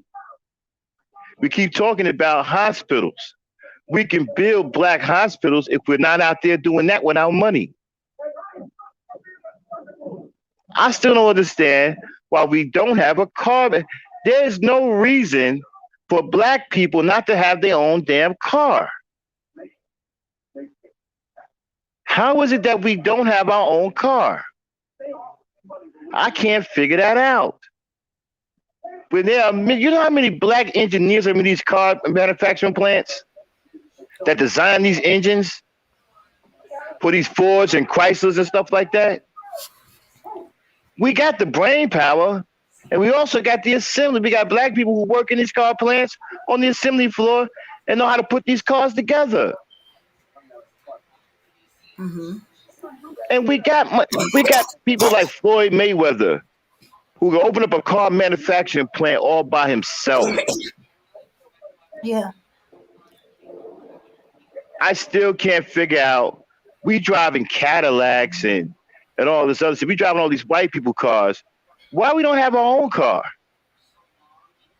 Someone just mentioned in the chat that she see young people driving Cadillacs and they got this stimulus check. You know, they buy Cadillacs and probably can't afford the Cadillacs. But that stimulus was enough to put a down payment so they can ride around like they got something. Hmm. It's this false sense of ownership. You don't own nothing, so you want to look around. So you want to ride around and pretend and look like you own something. We are playing ourselves because we don't want to face reality that we don't have anything. Now, we have the ability to get something, but we have to put the work in. And it starts with a step by step instruction. I'm talking all the way down to the penny level. I don't want nobody excluded. We need all hands on deck. We're going to need everybody, the pennies, the nickels, the dimes, the quarters, all of it. And we need to put that money into things that's going to work for us, that's going to make us more money. Not just throwing our money away. As much chicken as black people eat, how come we don't own Purdue? Or how come we don't have our own chicken plant? Now, I have seen somebody black with a Tyson. I didn't even know Tyson was a franchise. I did see a black man in North Carolina with his own Tyson plant, which blew my mind. Mm. Okay. That blew my mind. I was actually sitting on the dock talking to him and didn't even know he was the owner of the whole place. We was sitting up there talking about football. I thought he was one of the workers. And then when he walked away, I was talking to another one of the forklift drivers. I was like, "Yeah, man." I said, "Y'all be tripping and whatnot." I said, "Man," I said, "Wow, this is a pretty nice place, man." I said, "Finally, one of your white owners got y'all something." He said, "This ain't nobody white owned." So I said, "What are you talking about?" He said, "You were just talking to the owner." I said, "Really?" He said, "Yeah." He said, "That was the owner." I said, "Oh, boy, I was just talking to." He said, "Yeah." I was like, "Oh shit," that blew my mind. I actually went and picked up from a Tyson plant, people. It was a big one, it wasn't no little one. That was owned by a black man. Okay, so we can definitely do it. I mean, we should buy the things that we like the most. Since we drink all this liquor, how come we not producing our own liquor? They do it in jail. Niggas in jail end up making niggas in jail make their own liquor. You know that? Hmm. So how come niggas in jail can make their own liquor, but we can't make our own liquor out here? All the liquor we drink, all this white people liquor, how come we ain't making our own liquor? These aren't things that are hard to do, people. These aren't fairy tale things. These aren't things that's going to take a Herculean effort to make come true. These are things that we can simply put some money into, get some people together, and get it done.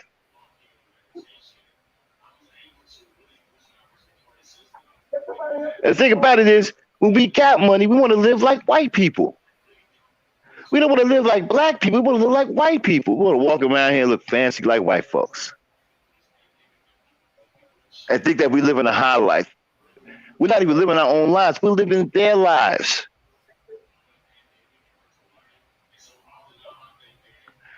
We're in their world.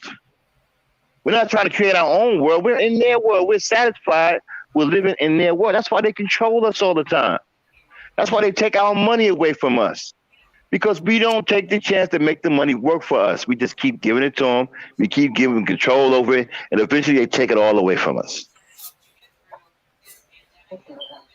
Because we're too busy trying to live in their world like them. Because we got that mentality. Many of us got that same mentality that Pac-Man Jones had. Man, I ain't never had nothing.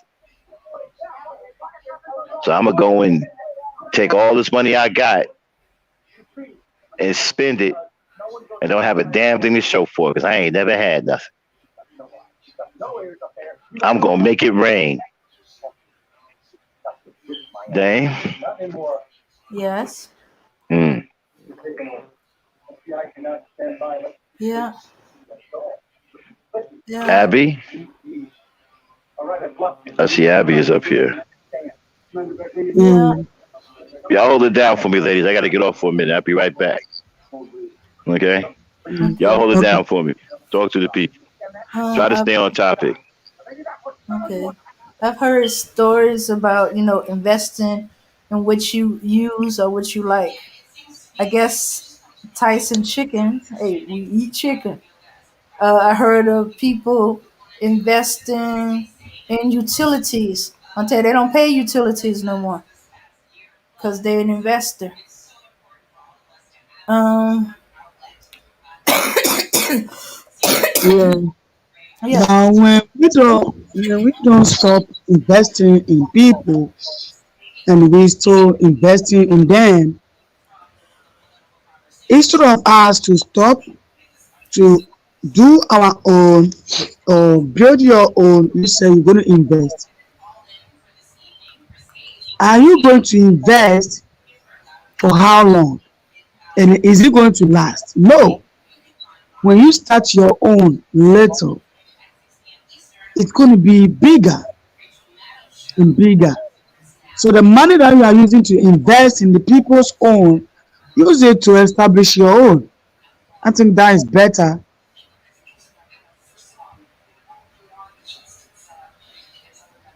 Hmm. Yeah. I did see somebody for the stimulants. They did use it kind of wisely. you know, pay some bills, pay off some debts. Um,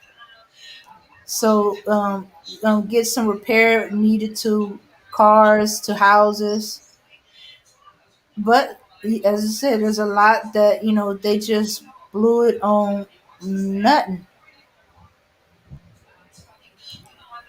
Yeah,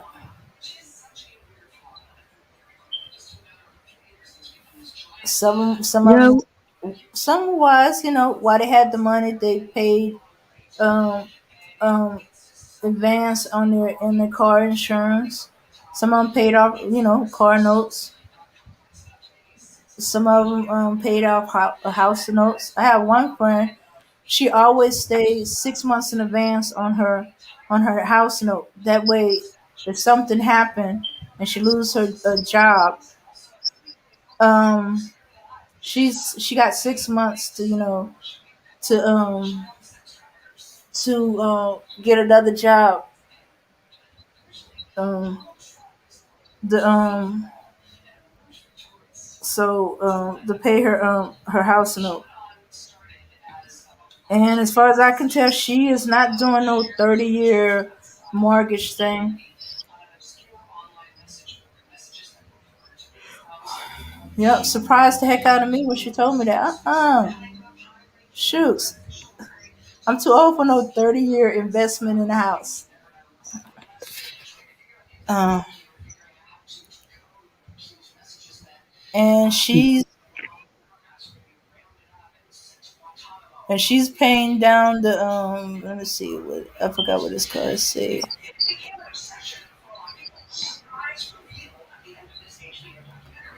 Um, she's uh she's paying down the principal. Yeah.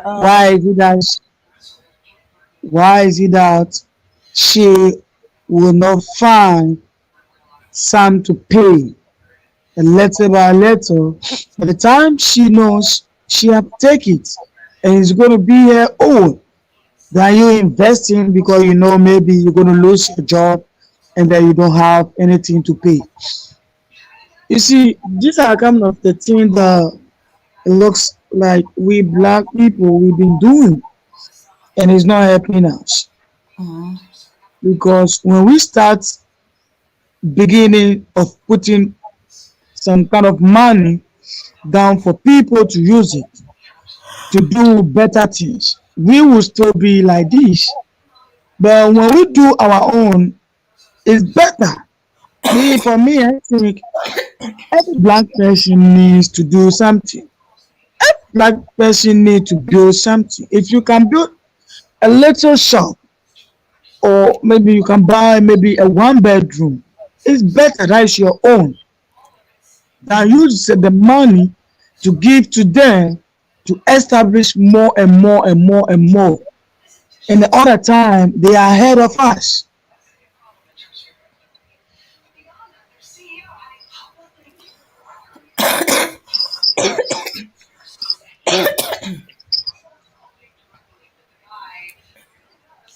Yeah. Yeah. Start off small. Well, I knew this young dude. He was the first I've heard of that he went straight. He rent a house one time, and after paying rent for a year, he's like, forget it.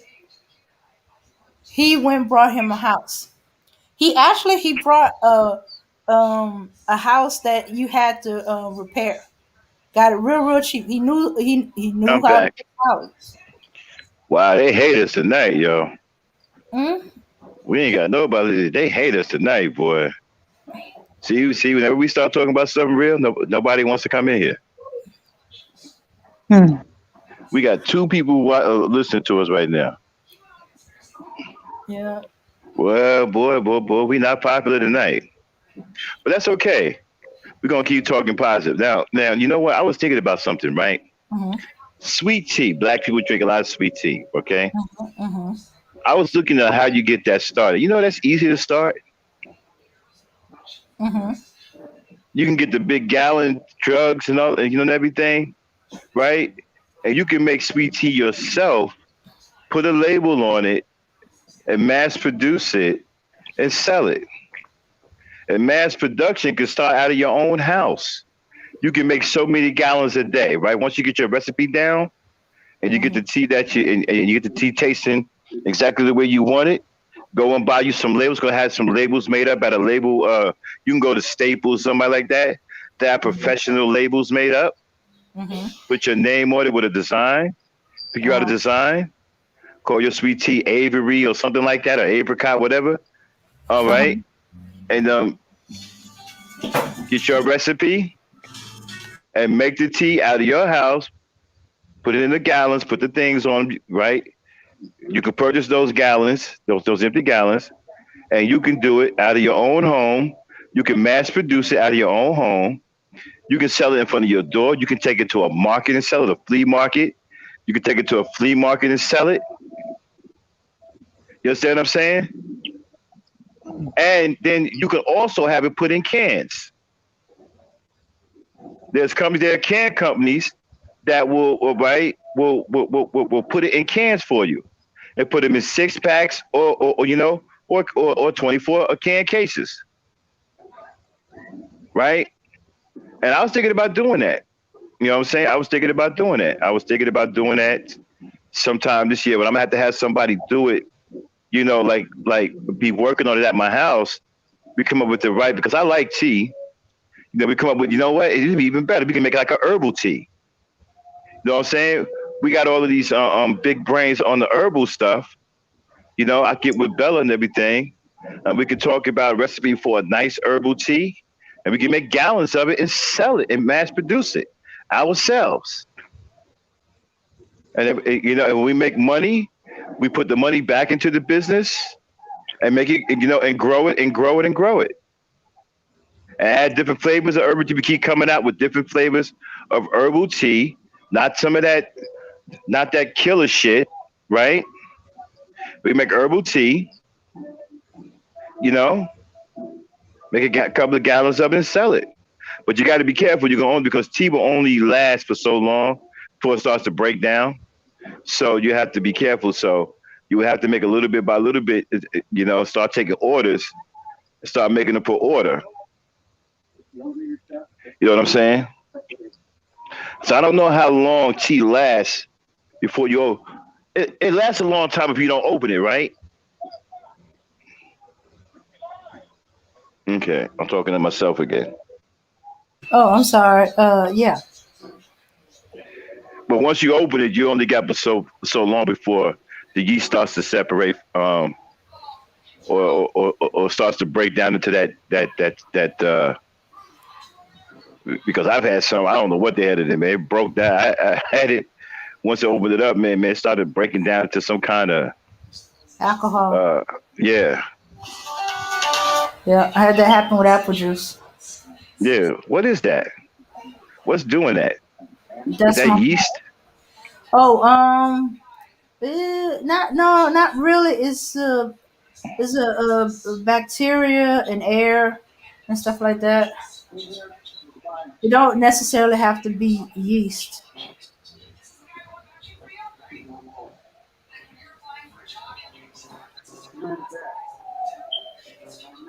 Well, you can work your way up to a business license, and you can start out on the peddler stuff. You can get a peddler's license and just peddle and save your money. Listen, it's going to take work to do some of these things.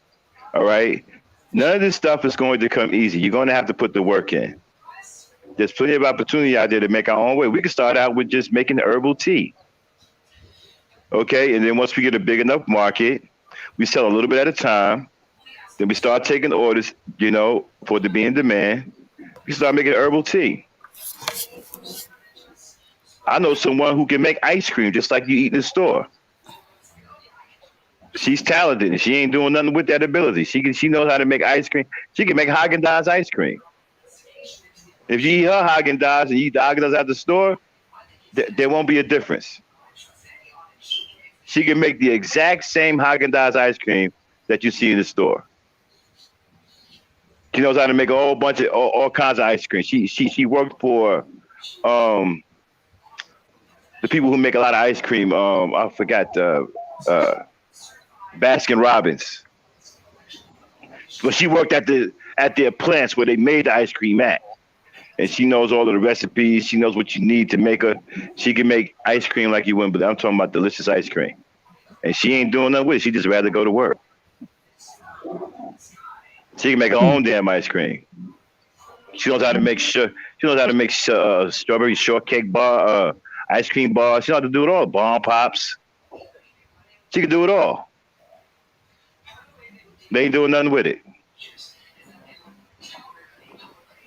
She'd rather just go to work for somebody. See, that's our problem. We ain't willing to put the work in. That's why we're last. Other people are willing to do the work. That's why they're ahead of us. So I'll tell you right now, if I knew how to make ice cream, I would damn sure be out here with an ice cream shop with my own homemade ice cream. And I mean, her ice cream is good too. She can make better ice cream than they do in the South. Because she said what she want to do is she want to make special ice cream like the order, like if somebody say, "Can you give me some cherry vanilla with some rum in it, or some Hennessy or something like that?" She want to do stuff like that. You know, she want to make you ice cream like that, like ice cream with liquor in it and shit. Oh, okay. But she don't know she can sell that legally, is what she's saying. She don't know she got to get a liquor license because she want to put real liquor in the ice cream. Most probably she will have to. Yeah. But she want to do like specialized ice cream and stuff. She don't want to just make the regular stuff that Baskin Robbins make and all that. Not Baskin, but Ben and Jerry's. That's what she worked for, Ben and Jerry's.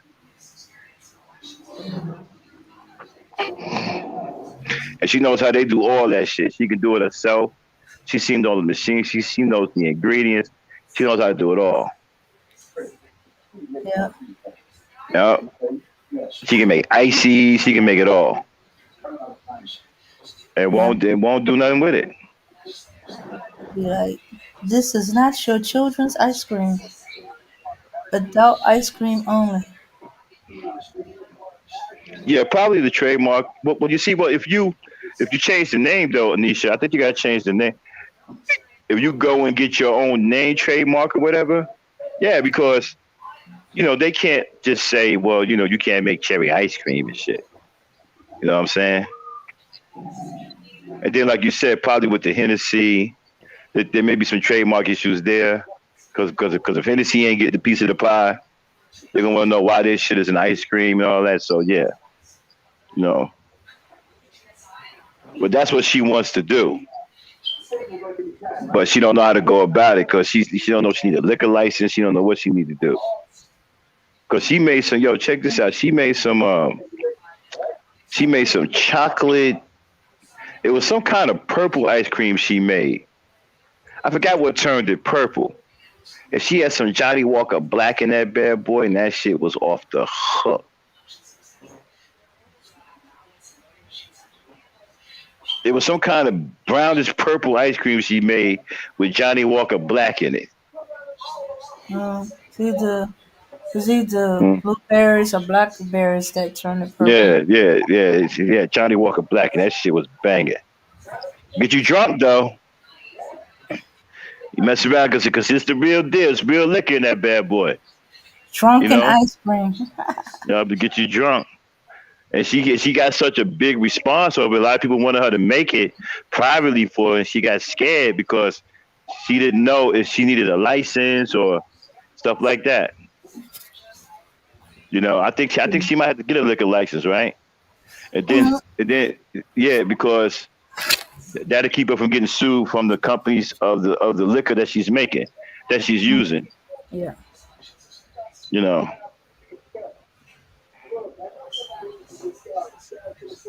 Yeah, she had Jay Black in that mug, yo. And that's expensive, Johnny Walker Black. So but yeah, so we can I see like in the South, I see a lot of things. Like, I got a lot of respect for Southern people, man.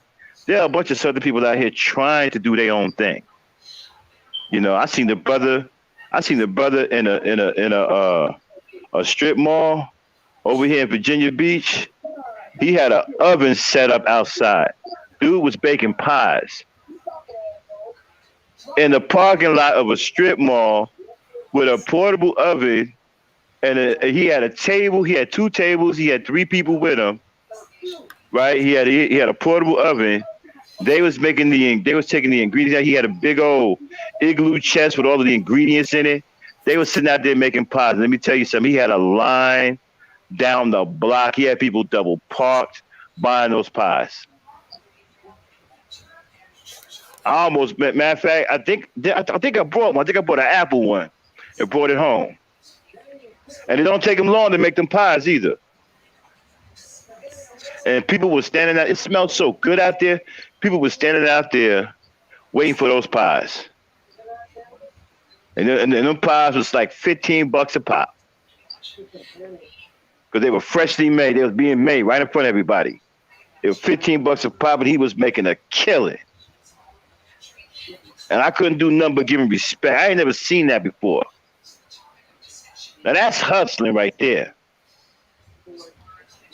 I ain't never seen that before, but he was a baker. He knew he was very good at making pies. Look what he's doing. He found that he got him a portable oven, had that bad boy lit up outside because they had a generator and everything. They had it plugged up. He was out there making pies, baking pies in a strip mall in Virginia Beach. And I think he's still out there. I think he comes out there like he probably was out there today. I think he comes on Fridays and Saturdays. So he was probably, if you ever in Virginia Beach, Virginia, there's a I think it's the Greenbrier Mall or something like that. If you go down that way, you know what? I'll find out exactly where he is.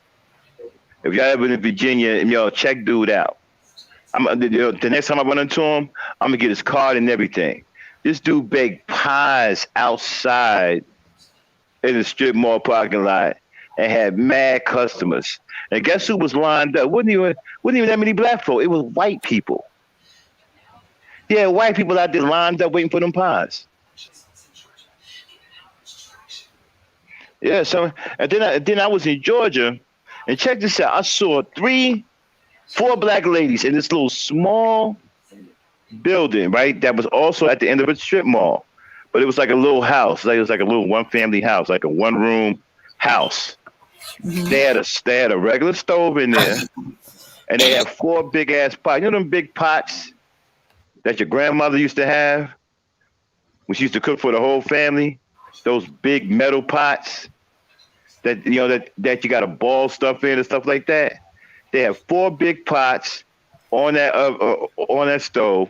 One had sauerkraut in it, 2 had hot dogs in it, and the other one had chili in it. All they was doing was making hot dogs, y'all. And they was making money hand over fist. I mean, they was making, people wouldn't even go in there buying, people was going in buying 4 and 5 and 6 hot dogs at a time. And they stayed crowded. They stayed crowded because I sat out there in my truck and watched, because I went and got mines, right? And I sat out there in my truck because I had a delivery course. M&M Mars is across the street.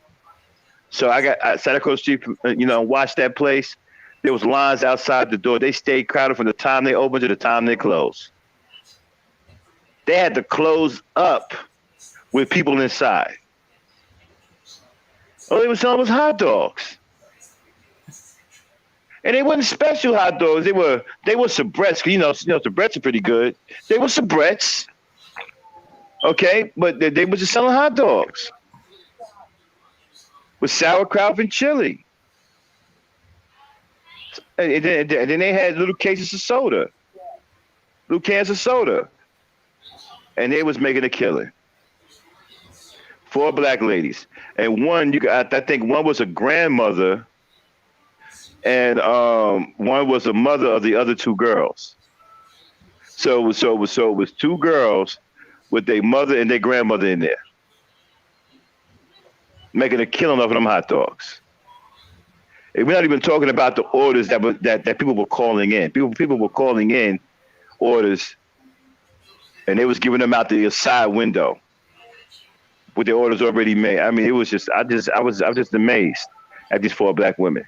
making all that money off of just something that we see every day. Hot dogs. See, it's about one, two people. You can do it. You can do it. Just because other people are doing it, don't mean you can't do it. People, we get caught up. We get scared too much.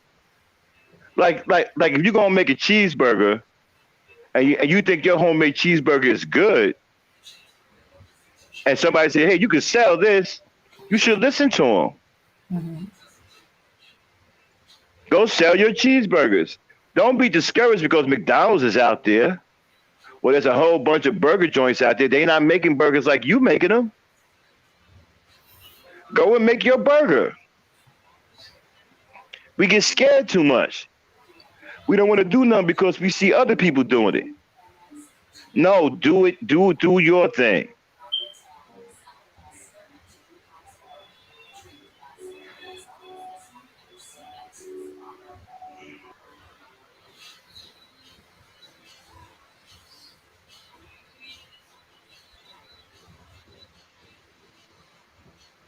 Right. Yeah, right. The you've been making your own stores is better. Mm-hmm. But you see, they don't want to do it because they fear. And that is a fear in us. That's why we can't go forward. Because we think when we do it, we are not going to move forward. But try and do it, and then you're going to move forward. Because when your people or the black communities knows that you have started something, they are going to help you out. They are going to buy from you. And then you are going to make a money. You see, so the money is going to be in the black communities. It's going to be within us. Because if you know how to do all these stuffs, why are you sitting down? Don't be afraid. Do it. Do it. Yeah. Shoots. Yeah, If you because of take the it. fear, Mm-hmm.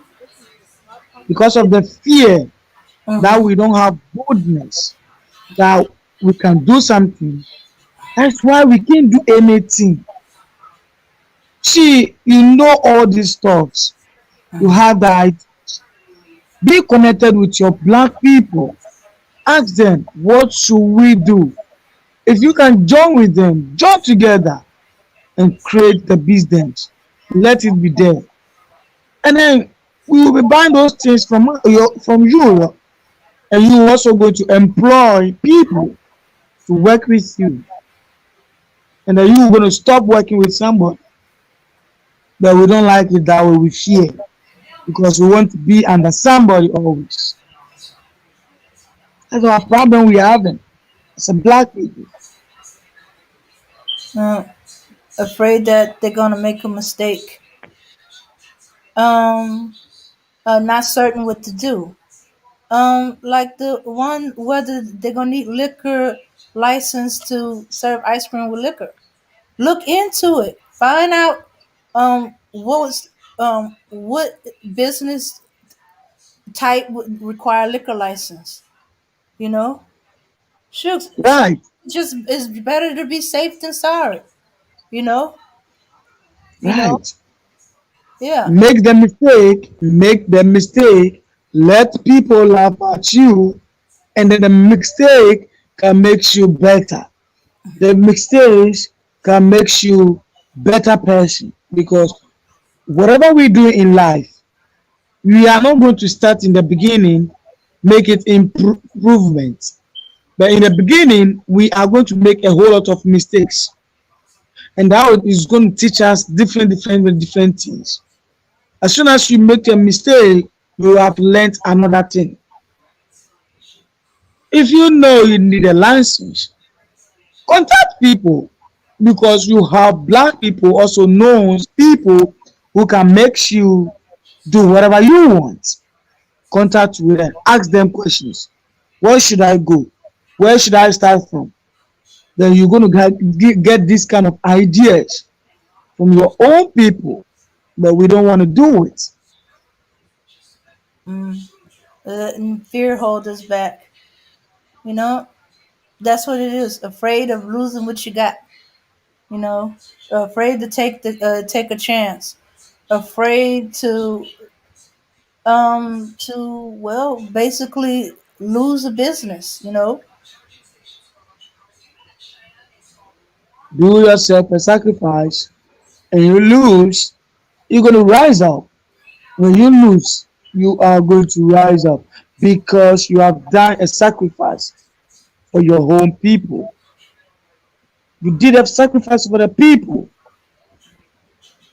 and that you are going to rise up. Whatever you touch or whatever you use your hand to start. Yeah. Yeah. Yeah.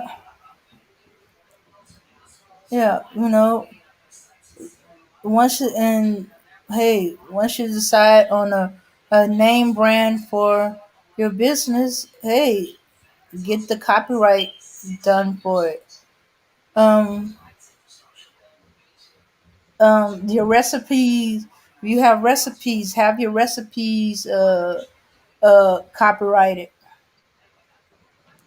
All kind of stuff to protect yourself. hmm But Right. but as I said, it's fear of failing is holding a lot of people back. Fear of taking a chance because there's a lot of people that got some great ideas, and it's just gonna stay on the shelf until they die, or if lucky, they'll tell the next generation in their family. Maybe they'll be brave I'm enough back, to y'all. go forward. Nisha Charms, the part of the South that was Virginia. I know you real Southerners don't think Virginia is Southern, but you know, originally I'm a Northerner. You know, even though I was born in Savannah, Georgia, I was raised up north from in Jersey City. So you know, Virginia is South to us. You know what I mean? So, but no, he was in Virginia Beach, you know, baking those pies. He probably was out there today. Um, you know, I got a lot of respect for people in the South, man. They got their hustle on. Um, Oh yeah, they start off with that peddler's license. Some of yeah, the yeah. business that are around these small towns, they started off small. I seen the brother with what is he? What did he have? Uh, he had a 50-gallon drum of water that he had a hose hooked up to. Then he had a couple of pails of water with some soap suds and stuff in it. And I think he had his two sons out there. They was out there washing cars. hmm See, I don't. You see, when I see people like that, man, I see potential. I don't laugh at you. You see, a lot of us, again, because we're immature, we don't see the potential in people like that, and we don't get behind people like that. See, that's where we need to invest our money in people who are doing things like that. That brother out there selling pies, he needs a bakery. We need to get him a bakery. When he out there doing damage like that with those pies. Imagine what he can do with a bakery. See, when we see black people doing something like that, those are the black people we need to get behind. Those black people are no joke. Those are some serious folks. That's when you talk about. That's when you can become a silent partner. You can get on the ground floor of someone with that kind of ambition. Man, be like, look, brother, you need a bakery. What you need to get that bakery? I'm already confident that that bakery gonna make money. You know why? Because he making money on his street hand over fist. Dude had a line that was like, I don't know, maybe he had a line that was like 40, 45 feet long. And then he had cars double parked. I ain't even count the cars that was double parked waiting for pies. So okay, so If he killing it like that, I know he gonna get busy in the bakery. We gonna make money.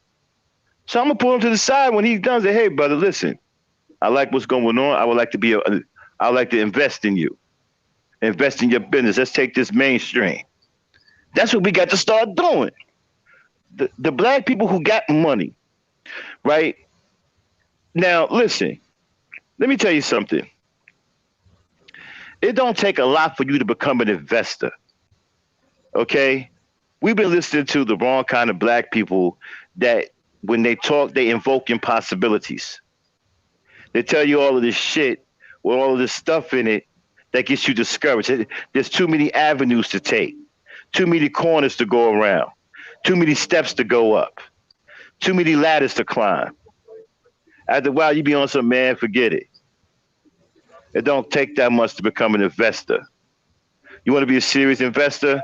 Start saving $5 a week, $10 a week, whatever you can spare. Get yourself a can or a garbage can or whatever. Just start throwing money in it every week with your paycheck. Come back in about 6 months and count the money in there. I guarantee you have investment money. That's your investment money right there. Whatever you got, throw it in that. At the end of the day, in your paycheck, if you done paid all your bills, whatever you can spare, throw it in that can, that garbage can, and come back in 6 months. See, won't you probably have $5,000 to $10,000 in there? That's enough to invest in something. And don't worry about the size of something that you invest in. Just because something is small doesn't mean that it won't pay big dividends. It doesn't mean that it isn't influence. It doesn't influence. So you're going to say, hey, brother, okay, if we can't get a bakery right now, what can we do? What's the next best thing? Well, you know what? I can rent a spot. Right. All right. How much it is for the rent a spot? Well, to come fully equipped, we're going to need 5,000 down. Boom, I got 5,000. You understand what I'm saying? 5,000 down, and we're going to need 800 a month. Okay, I got 10 grand. Give them 5,000, and we got 800 a month until my 5,000 run out. But my 5,000 ain't gonna never run out. You know why? Because he gonna make money. He gonna make that 5,000 back.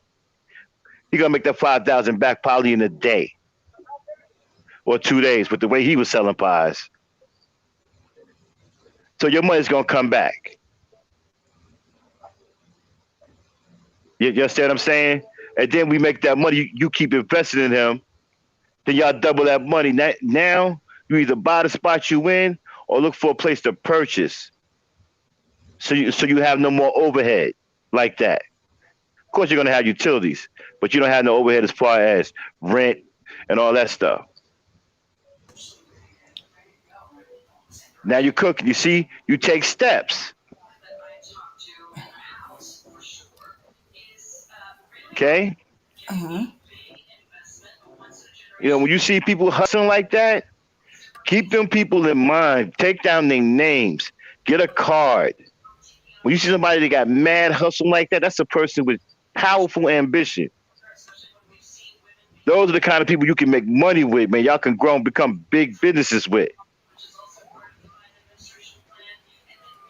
I seen a woman in South Carolina, right, making money off of homemade French fries.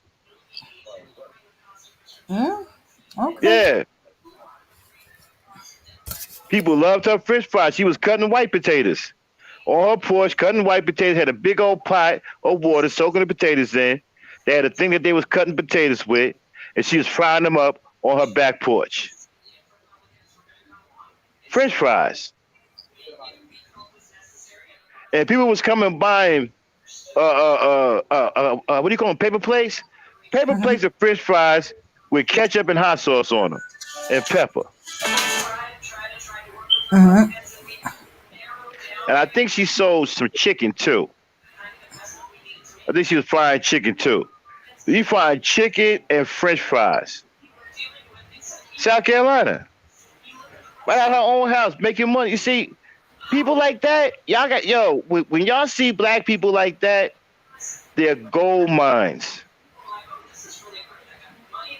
Get to them before the white people get to them. So I guarantee you, if a white investor come by and see that, he's gonna snatch that person up. Why don't you come to work for me? And then they'll never get their own business. He gonna make them an offer they can't refuse. I'll pay you $80,000 a year. I'll pay you $100,000 a year. He gonna make them an offer they can't refuse. He gonna make sure that they don't open up a business because he sees a threat. He sees competition, especially if the product that they're putting out is a false product. A product that can overtake many of the products that's on the market. They see competition, so they're going to buy you out. They're going to bring you over to work for them, give you $80,000, $90,000 a year. Ain't nobody going to see you no more, and you're going to fade into the background, happy that you're making all this money, and you ain't going to never open up your own business. When we see our people like that, we got to get to them before white people get to them. See somebody out there hard charging like that, they're gold mines.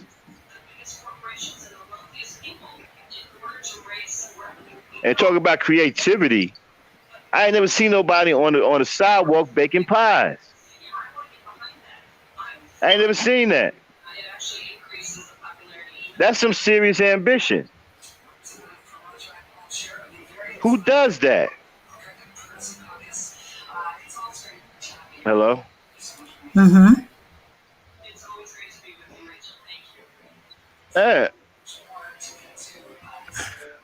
We see people like that, we got to get behind them, man. They're gold mines. We got to start selling. We have to start getting behind our people with that kind of ambition.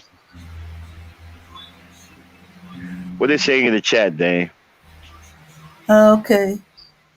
Most black people don't want to start from the bottom to getting up. Too much pride. They want instant success. Look down on small beginnings.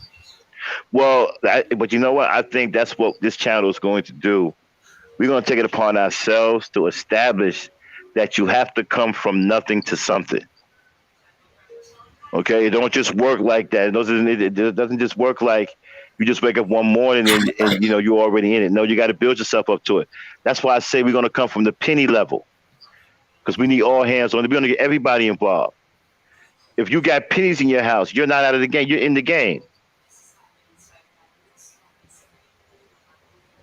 You understand what I'm saying? Mm-hmm. If you got nickels and dimes in your pocket, in your house, you're in the game.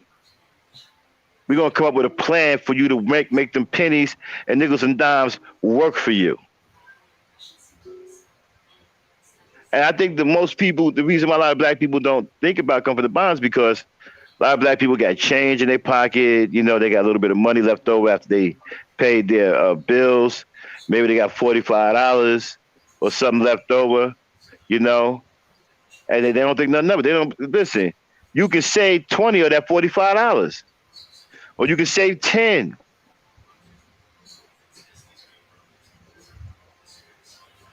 And just put it in something and forget about it. Just put it in there every week.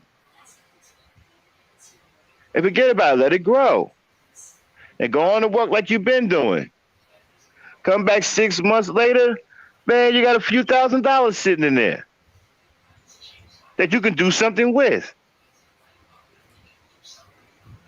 We got to start changing the mentality. We got to work with what we got. We got to learn how to work with what we have. We got to learn how to make what we have more. You understand what I'm saying? Mm-hmm. If you making it cheese and eggs and grits, right, with some shrimp, and you make 5 plates, that's all you can make because that's all the ingredients you got, and you sell them 5 plates. Well, take that money and buy more ingredients. So now you can sell 10 plates.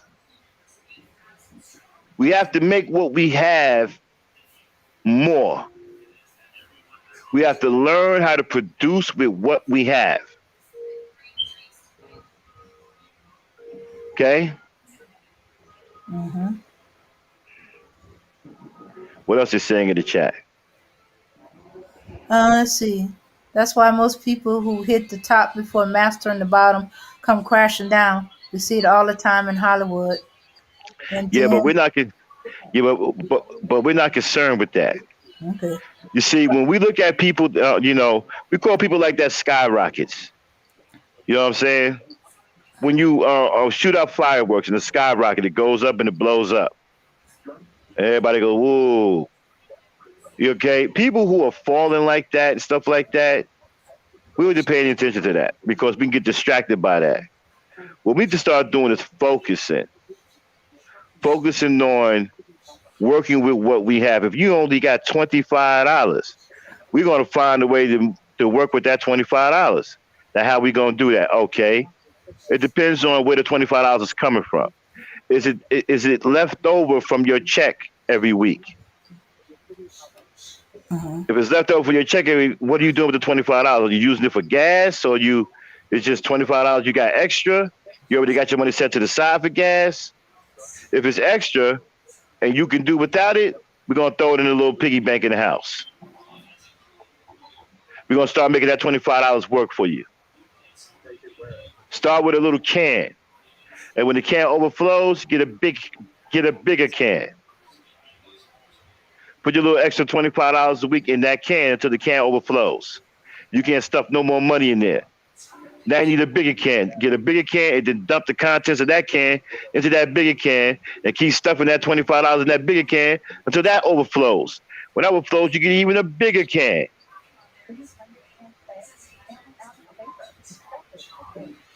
Patience is the key, right? Hmm. Because what's the difference in spending that $25 on some junk food for 6 months than saving it for 6 months?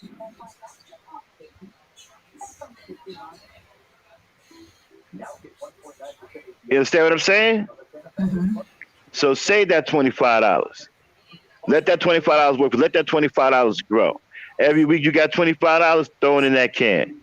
Now you got $50, $75. Now you're growing. Before you know it, you got $175, $200, 300, 400, 500. Next thing you know, you got $1,000. Your money is growing. Make that $25 work for you. Hmm. And when that can gets to overflowing, start thinking about investing. Go look around the neighborhood. Watch people. See who really got that hustler's flow. See who really got that ambition that you want to put some money behind. Or you might want to do something yourself.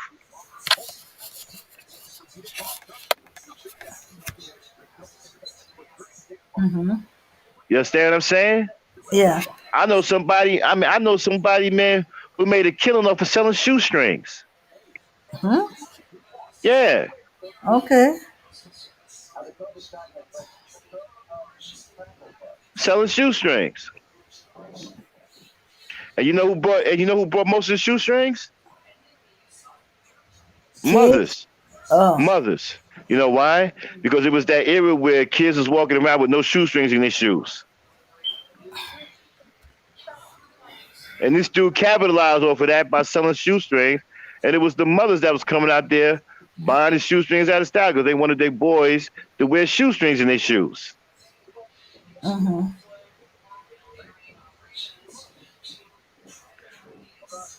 See, people wear it, So, you know, whatever you got, we got to learn how to make it work for you.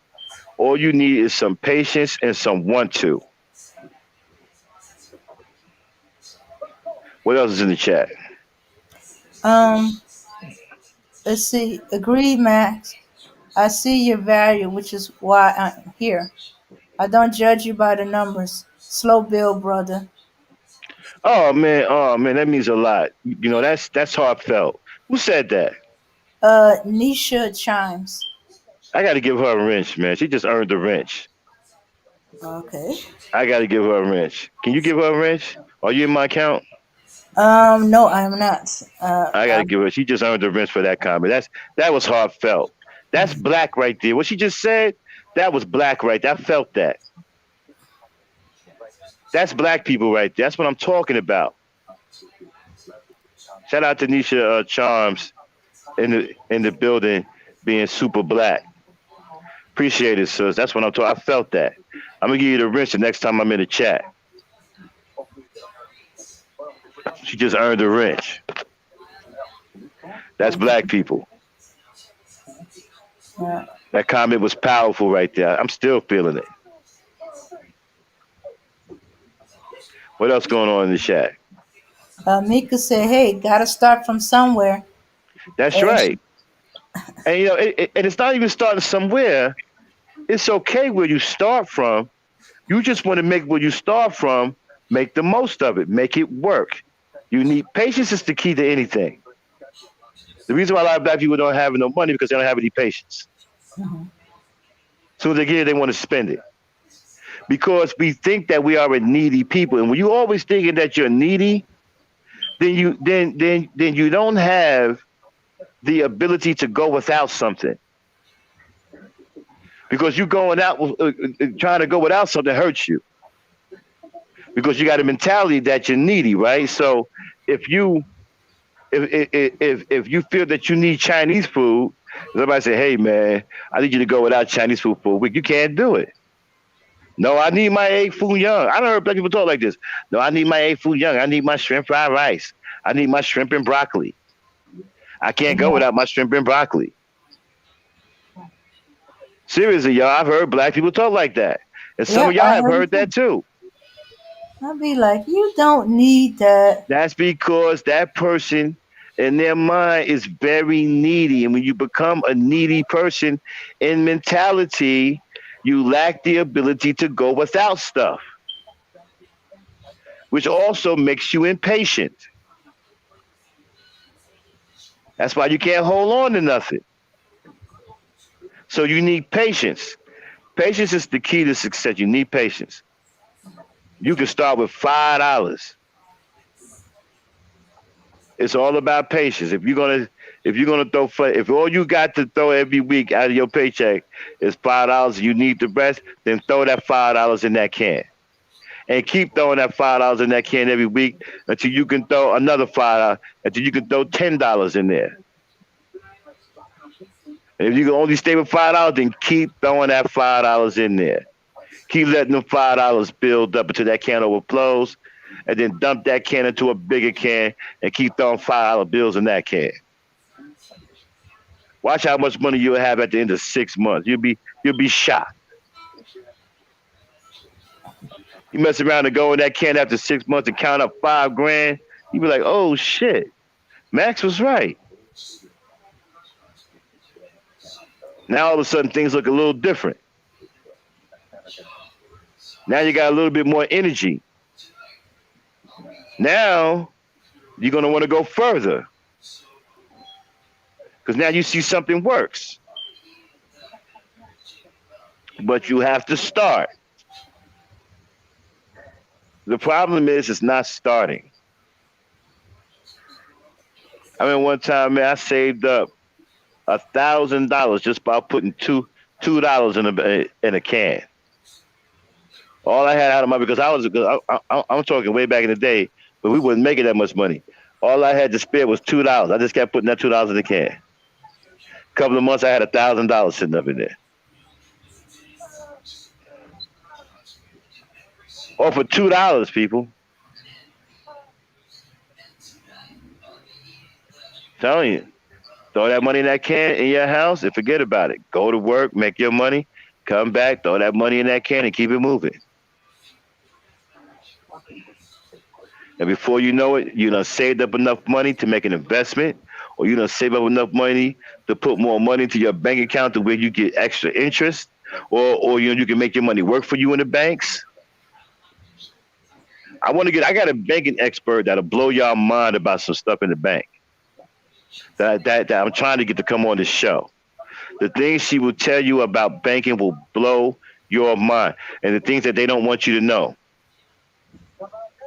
These Jews, they be jacking the banking system.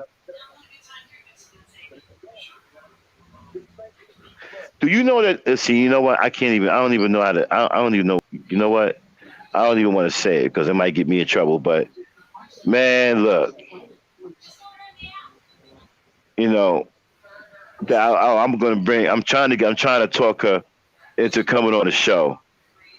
All right, because she can drop some knowledge on you that will blow your mind about banks and about your bank account and what your bank account can really do. You know what I'm saying? You'd be shocked. You know that there's white people who put money in the bank. All they do is make money off the money they put in the bank. They ain't even got no real job. They just put money in the bank and make money off the money that they put in the bank. They were white people who once worked and saved up a large sum of money because it takes a large sum of money to do certain things in the bank. But once you have a certain amount of money, you can put that money in the bank in an account, and that money will keep making money for you. I'm talking about a lot of money. I ain't talking about no $2, $3. I'm talking about a couple of $1,000 every month, and they just take that $1,000 and they put it back in there, and it makes more money. And then when they get enough money, a large sum, they open up another account that does the same thing.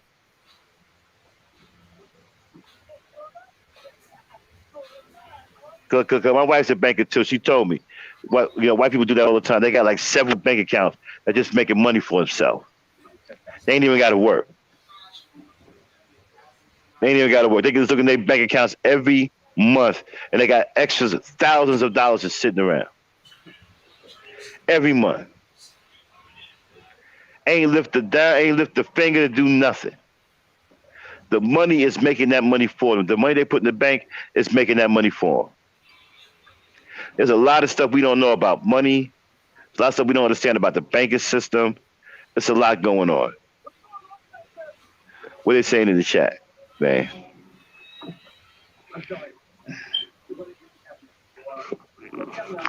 Dang, wake up. Yes.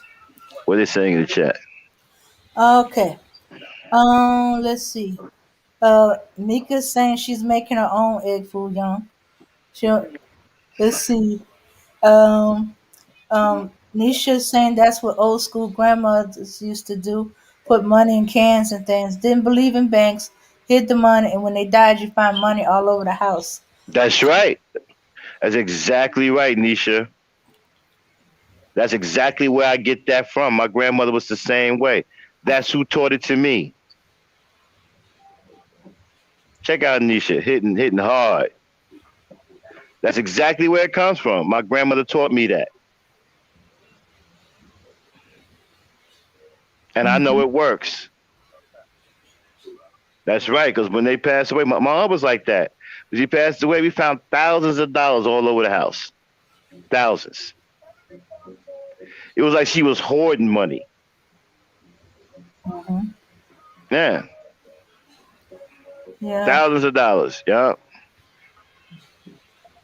I mean thousands. She must have had like what, $60,000 in that house. Yeah. Tell you, man. That's where you get it from. You get your own capital. Learn how to finance yourself. So when you finance yourself, all your money, all your profit belongs to you. You don't owe nobody nothing. You ain't got to pay back no loans. You ain't got to do none of that. Finance yourself. You don't need to go to no bank for no loan. Be your own bank. Save your money and finance yourself. All you need is patience. Save your money and become your own bank and finance yourself. That way you don't owe nobody nothing when you do a business and you getting your profit. All your profit belongs to you. It don't belong. Nobody gets a piece of your profit.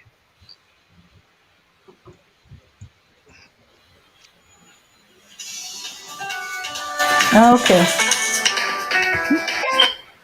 All right. So, all right. Every penny adds up if you let it sit save. Most black people are scared to let money sit or save because too many are scared from being poor. Mm-hmm. Yeah, but Yeah, you'd be surprised how much change they got thrown around the house. Mm-hmm. I've seen right. people they sweep pennies in the trash. Yeah, yeah. Um, shoot, there was one girl. Let me see. Oh my goodness, her aunt and her grandmother had so much change. She had us all rolling up her change and stuff like that, and I lost track. And I we put everybody in on it. It's like they were surprised I got the babies in onto it. I said, hey, they can count to five. That's all they need to do. Count to five. Yeah. In fact, it came in handy. She learned to do the same thing. And in fact, when she's short money, unfortunately, she tend to use her change.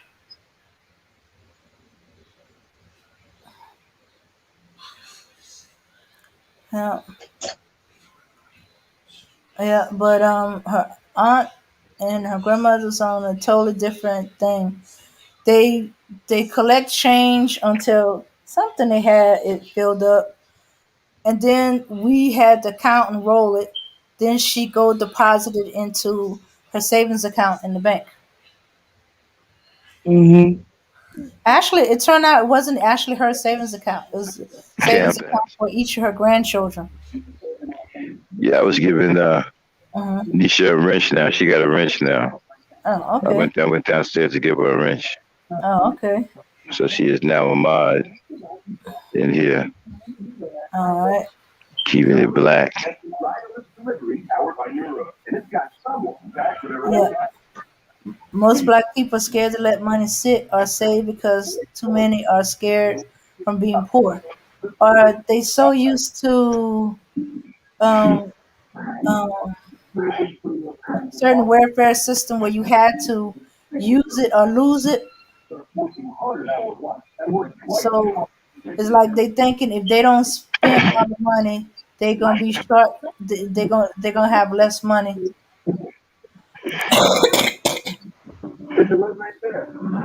Man,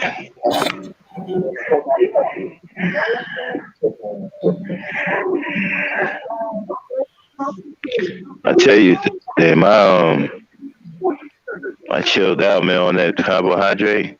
I had a bagel this morning, and it was okay. So I guess my body got used to it again. So Hmm. I didn't feel as bad as I did the first time, but I had them too. Man,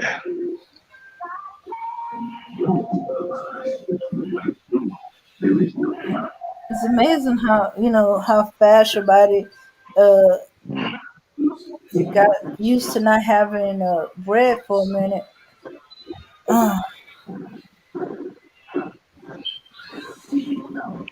and the equalizer with Queen Latifah, Mm-hmm. that turned out to be pretty good. Uh huh. I was really impressed. It was pretty good. It was well written, and like I said, they don't have her doing things that are unrealistic. Mm-hmm. They got her using her wits, and for a woman, they keep her in shape. She's doing things. She's working out, and I mean, I like the way they did it. It's a pretty good show. Mm-hmm.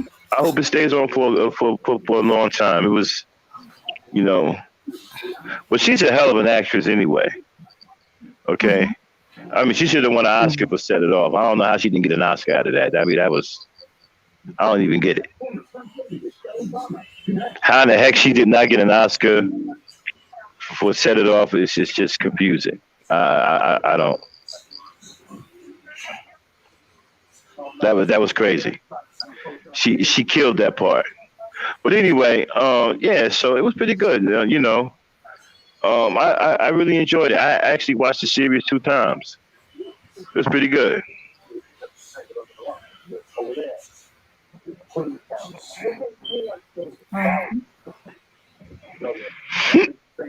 I noticed that Netflix is trying to come out with all these black shows. Mm-hmm. Shoot, a lot of them was trying to come up with some black shows. Well, black people are slowly starting to creep their way into all black shows. I seen one the other day that was 90, I'd say about 95% black. They had like two or three white people in there, but everybody was black. It was a black story. It was a black family. The town was black, but they did have two or three white people in there.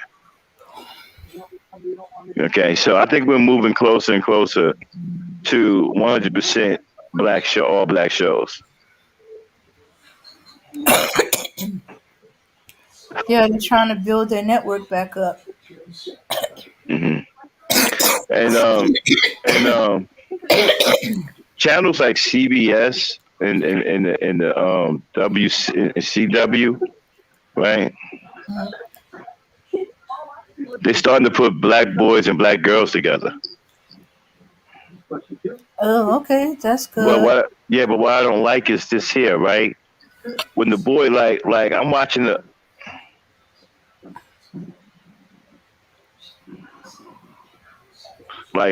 show right now on CBS, to where the boy walking with the black girl, and he's dressed just as well as she's dressed, and he's just as flamboyant as she is.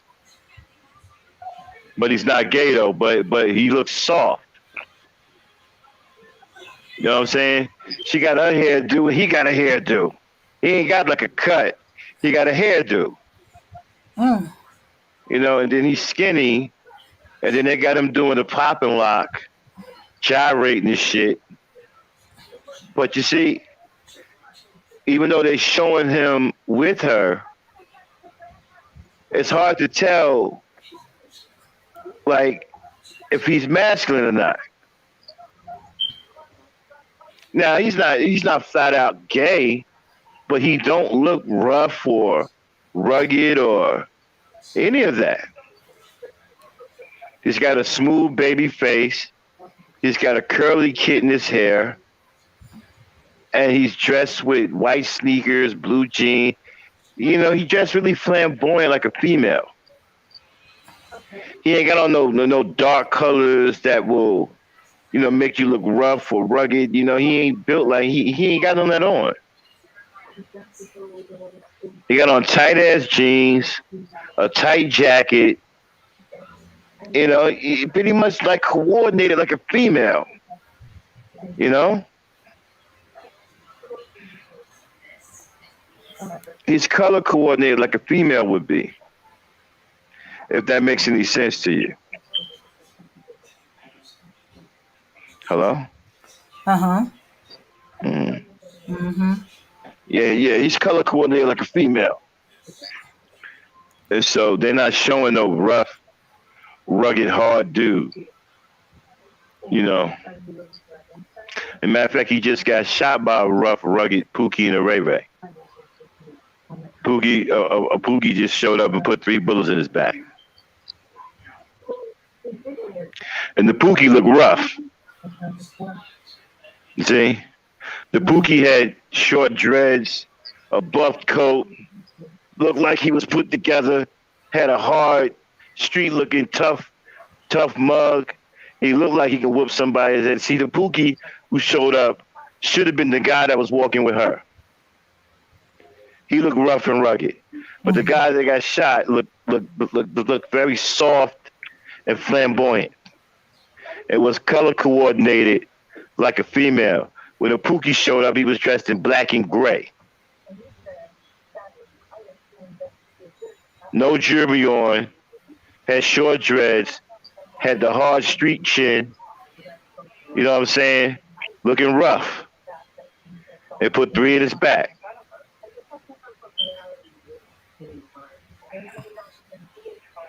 I don't even know what show this is. I just know it's on CBS. I'm watching it right now. But you know, I pay attention. Yeah, but I pay attention to stuff like this. You know, this is what we don't pay attention to.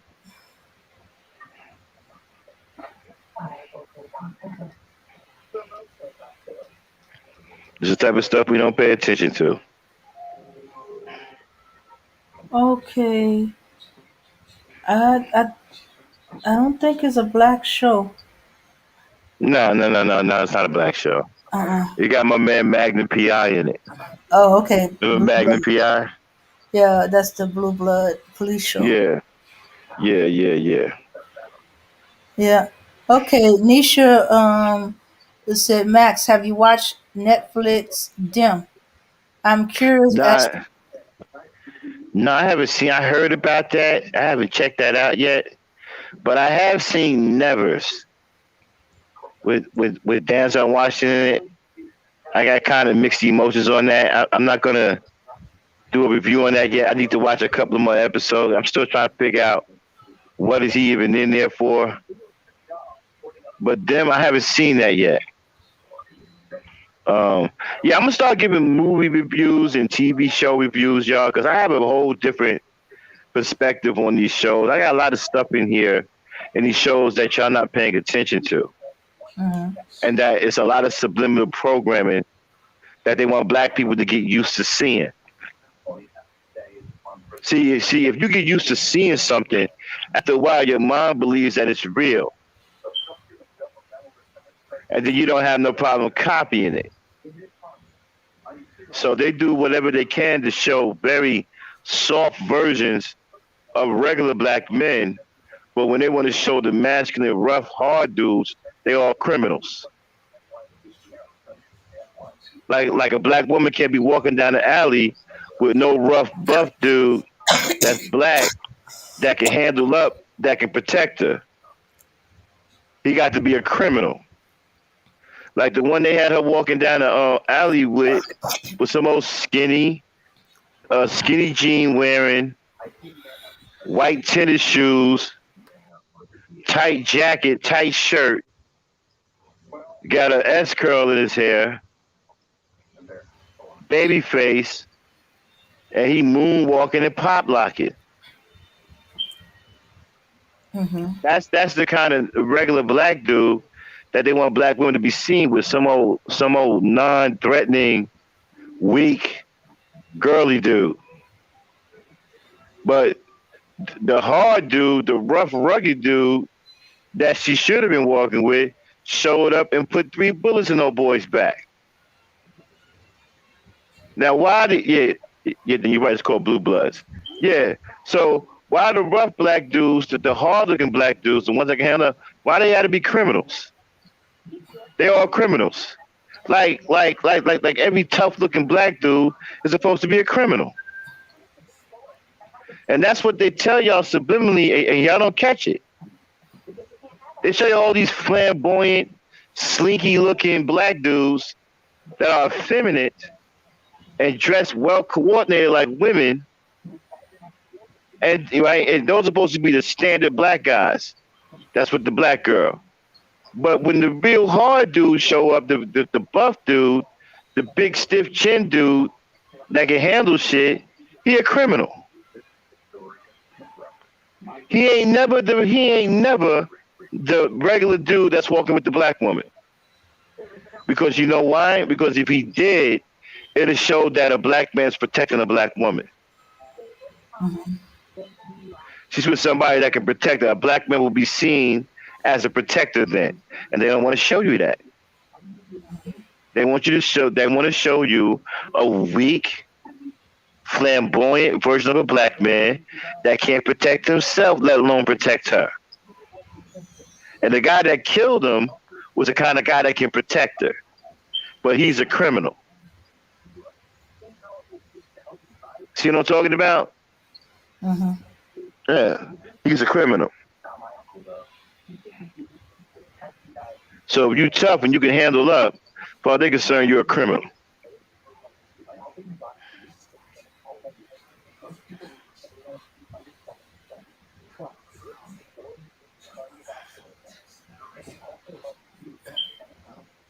Okay. So,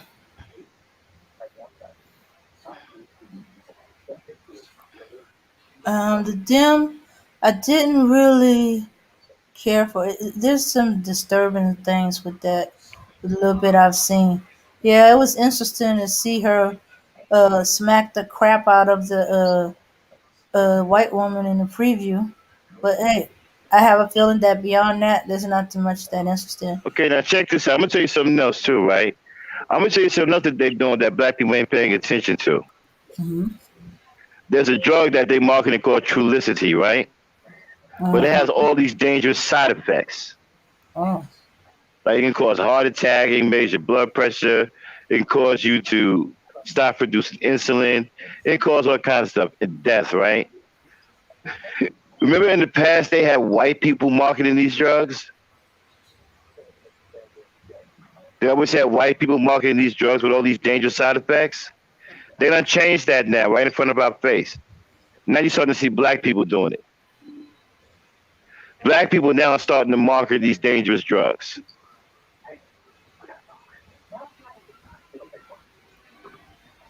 They done changed the game on us. Mm-hmm. I just got finished watching a black man and his son market a dangerous drug called Trulicity, which Mm-hmm. causes heart attack, heart failure. I mean, yeah, heart failure, stroke, high blood pressure, and it can cause your body to stop producing insulin. That's the side effects. And they got an old black man out here playing basketball, 70 years old, running and all that. And so you know what that means? That tells black people to be. Remember I talked about how we're dependent. Hello, Uh-huh. Yeah. you sleeping? No, the who thinks she's a man? I digress. Okay. All right. Who you looking at? Nisha. She's talking about some shows with some black writers, but she kind of suspect them. It's great that we have black writers and producers, but when they are being used to fuel the agenda of most white people and black men to Right, I'm minimize trying to black. tell you about these marketing these Okay, drugs, okay, Trulicity. these dangerous drugs. Mm-hmm. And the reason why they're doing that, right? Remember I told you how dependent we are? Uh-huh. They're doing that to keep the dependency, Ah. keeping you depending on drugs. Therefore, they can still have control over you. Mm. Okay. Yeah, they're no longer marketing these drugs. Now you start to see all these black people marketing these dangerous drugs that white people was once marketing. They done changed that right up in front of us. They done changed it.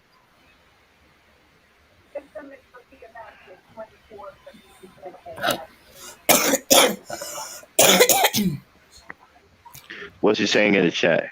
Mm. Um. Let's see. She had moved since the last comment, but What was the comment? let's see. Oh, okay, here she comes. That's what I'm saying, Max. You're talking about white people used to market the drugs, but now black people are being used. Same Exactly. thing. Black people are marketing. Yeah, go ahead. Same thing. I'm saying about using black people to demean black people in media. Exactly. Hmm. Exactly. All that's going on. Hmm. All that's going on. Exactly right. They're using black people to demean other black people. What they're trying to do is they're trying to get rid of the competitive spirit in us, the warrior spirit, the competitive spirit. They don't want that. They want us to be a docile people, so they continue to bully us and brutalize us and do all kinds of things to it. Like I said, in this show I'm watching called Blue Bloods, the young black dude that was walking with the black girl, he was just as feminine as she was. He had on tight skinny jeans, white sneakers. I'm talking about ankle tight skinny jeans. They were tight down to the ankle. Hmm. He had a tight jacket, and he had an S curl in his hair. He had a baby smooth face, hardly looking masculine at all. And then he gyrating and slinking around, pop locking like some girl. And he got shot by the black dude that should have been walking with her, the one that could protect her. He looked like he could protect her. He was the hard street looking dude, rough dude, like he can handle up, but he was a criminal. And they doing that with all the black dudes that look masculine and strong and manly. They making them all criminals.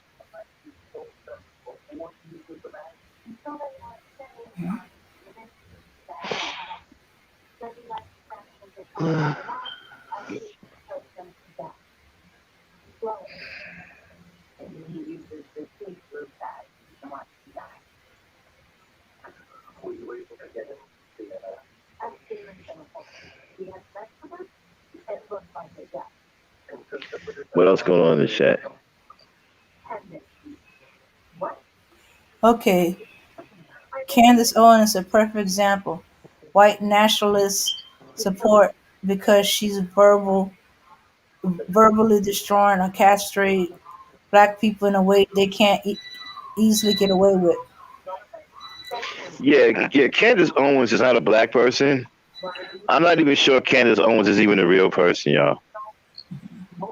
I don't even know what that is. That could be a clone, talking mannequin. I don't know what she is. I'm not even sure that's a real person. I mean, to be a jigaboo to that degree, that is otherworldly. I've never seen nothing like that before. And I'm 54. I've seen it. I've seen a lot. I've never seen nothing like that. I mean, that is otherworldly. I mean, taking a jigaboo to that level is just unreal. I've never seen that before. That's what you call a jigaboo. She will jump when the master says, "That's a jigaboo." That's worse than a mammy or a sambo or a coon. She a jigaboo.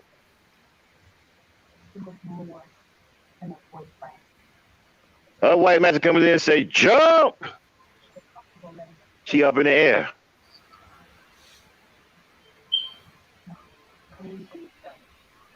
They probably walk her down the street like a kangaroo or a big ass rabbit. Jump! You jumping over signs, jumping over garbage cans. Jump! Just jumping up and down on the way down the street like a big ass rabbit. That's a jigaboo. I mean, she otherworldly, but that's a jigaboo from another planet.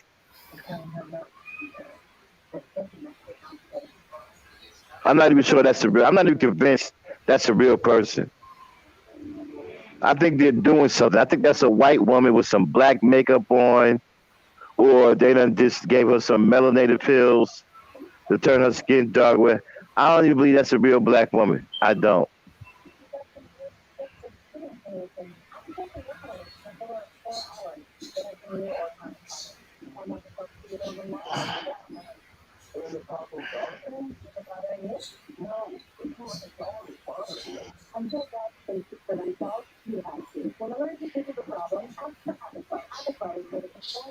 Jane, what's going on in the chat?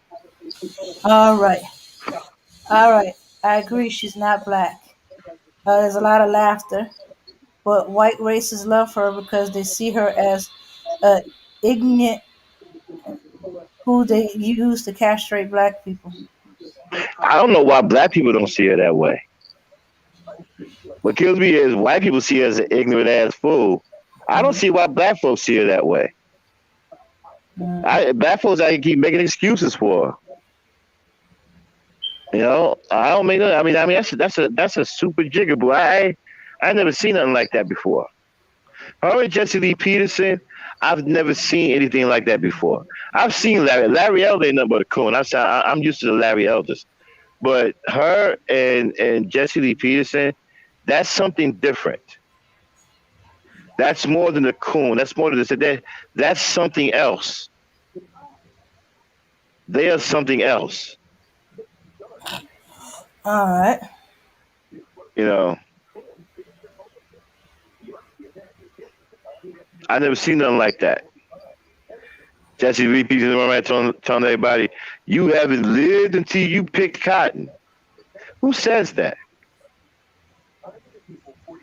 What kind of fool says that? You haven't lived until you picked cotton. See, that's what makes me think that these people aren't real. Nobody says that. Mm-hmm.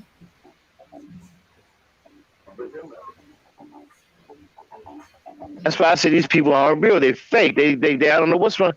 I don't know what these things. It could be big life-size dolls with ventriloquists. I don't know what's going on. I don't believe these people are real. Nobody said, man, you haven't lived until you picked cotton. Nobody says that. Not anybody black.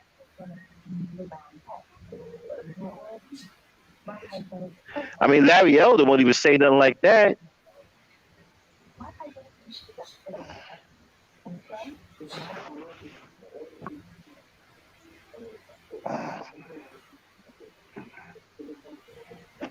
What was he saying, Dan? All right. Candace is a sociopath with a goal of destroying black people to receive favor from the white man, not understanding that the white man would never accept her, to including her husband. I think what we have to do is stop giving her any notice. You know what I'm saying? Let her destroy herself. I don't even know why black people even get bothered by her. I'm not even bothered by her. Because I don't believe she's real. I don't even, that's not even a black woman. I'm telling you, they done took a white woman and they done augmented her somehow, which is not above them. They done gave her some melanated pills, gave her a little plastic surgery, a little collagen in the lips. That's a white woman masquerading as a black woman. Candace Owens is not a black woman. I don't believe it.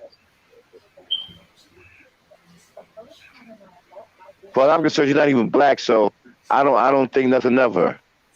I don't see her no different than a white supremacist. I don't care about what they say, so I don't care about what she says either. I don't even think black people should waste their time even being bothered by what she says. Take the power away from her that you've been giving her. You know, she doesn't mean nothing to us. Like, she's not even black. Mm-hmm. Just leave peace. And this is not black folks. Nobody walks around talking about something. You haven't lived until you pick cotton. There's some old dumbass shit talking about you can't have anger at all. He trying to pacify the hell out of blacks. You can't have anger for nothing. How the hell are you gonna tell somebody you can't have anger for nothing? How does that work? You can't get angry. If you get angry, you up of your father, the devil. First of all, who told you you had the authority to make that call? Talking about you're a minister. Who told you was a minister? What, you made yourself a minister? Oh, I don't know what's wrong with people, man. People have lost their minds since COVID. Well, Jesse was bad before COVID. He got even worse after COVID. You know, he was on some other planet coon shit before COVID came around. Now he's just gotten worse. But who the hell says if you have anger for anything, you are of your father, the devil? What is he even talking about? He said some other dumb stuff talking about something. You can't get angry because you become like what you hate. What? What does that even mean? You become like what you hate. What if you hate hamburgers? You're going to become a hamburger? What if you get mad at a hamburger one day and say, damn, I hate hamburgers? You're going to walk out the street and turn into a damn hamburger? Or so you're going to be the hamburger? What happens? What if you was drinking a Coca-Cola and it went down your throat the wrong way and burned your throat and you had to cough like you almost died? You say, oh, I hate Coke now. and you don't drink Coke, are you going to turn into a bottle of Coke? What kind of dumb shit is you become like what you hate? How is that even possible? Talking about, well, you hate somebody, you're going to become like them. No, you won't. You're going to remain yourself and just hate that person. You ain't going to become like them. See, if you believe something like that, let me tell you something. Give yourself a strength of will test, a strength of psych test. See how strong your mind is. If you find yourself believing stupid shit like that, you got a weak mind. You need to start strengthening your mind. Get some more omega-3. Start strengthening your mind so you can think better. Start doing some meditation and start strengthening your mind. Because you believe some dumb shit like, well, if you don't like somebody and you hate them, you become them. You believe that, you got a weak mind. If you believe some dumb shit like you become like what you hate, you actually believe that, you got a weak mind.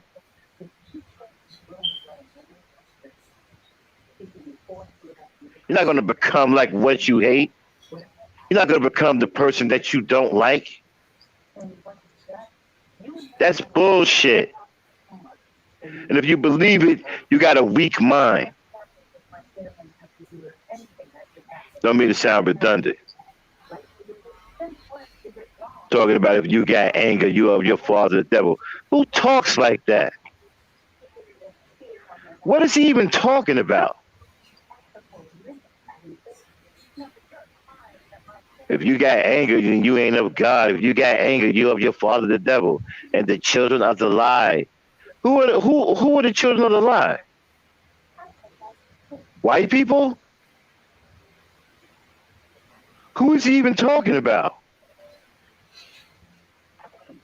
I mean, this dude's an old fool, man. I mean, he kicked me off of his. I was in his chat one day, laying him out, and he kicked me out of there.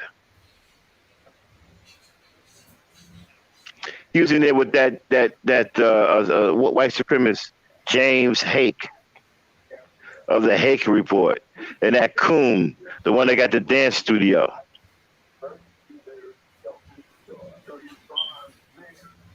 I mean, these dudes are like first class jigaboos.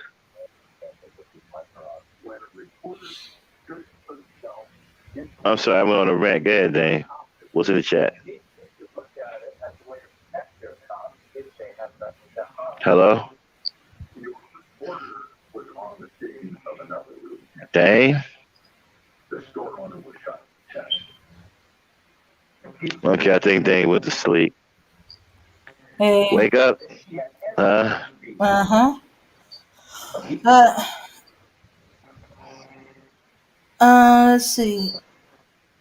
They're saying evil Candace and others like her. They're like real. I'm not bothered by Candace, but truly, am I in support of her being shut down? She needs to be shut down. And if I ever see her or get a chance to dance, do so after get the. No, I don't think she should be shut down at all. I think black people should turn her into a home worst enemy. Make her irrelevant. Black people need to start making fun of her and laughing at her. You know, turn it around on her. Make her irrelevant. Because she's only poured it on because you're bothered by it. But if you start laughing at her like she's a clown and a fool, that will have an adverse effect on her because now she's not getting to you the way she thought she would. I would shut it down at all. I would start making fun of her, crack jokes on her. You know, call her an idiot. You know, I would put her up there with Donald Trump and treat her like Donald Trump, like she just got off the short bus. Every time somebody mentioned her name, I would have a wisecrack for her. Yeah, you know that idiot Candace Owens. Oh yeah, you know what? Did you hear what she said yesterday Oh, she said, "Oh my God!" Just start laughing. Just keep making fun of her. Just keep laughing. Make her the butt of all your jokes. I would have a field day with her. Every day she can hear me, I'll be on something. Yeah, boy, that candle, you get dumb and dumb every day, huh? Did you hear that crap she said the other day? What this idiot said? She said A, B, C, and D. It'd be like, what? Everybody start cracking up. Like, is she even educated? I think so. I mean, black people just need to start outright shitting on her. They need to have a field day on. I'm telling you, just start shitting on her and make her the brunt of every insult and every joke, and specifically attack her intelligence.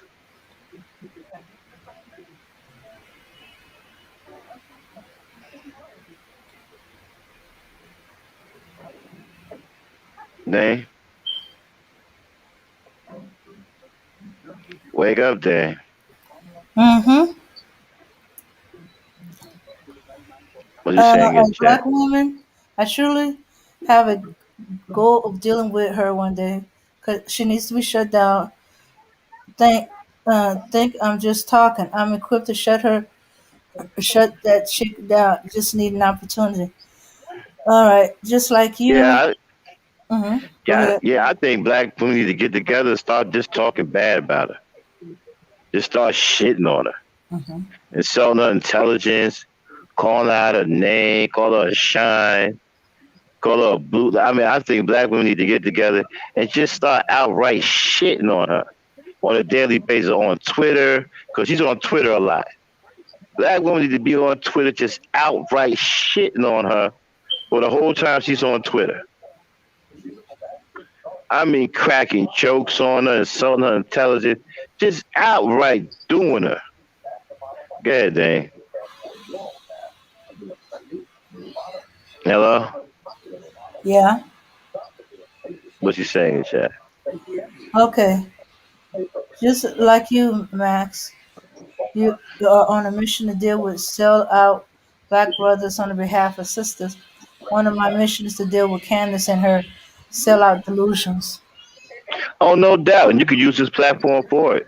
So anytime you want to come up here and shit on her, you are welcome to come up here and grab the mic, my sister.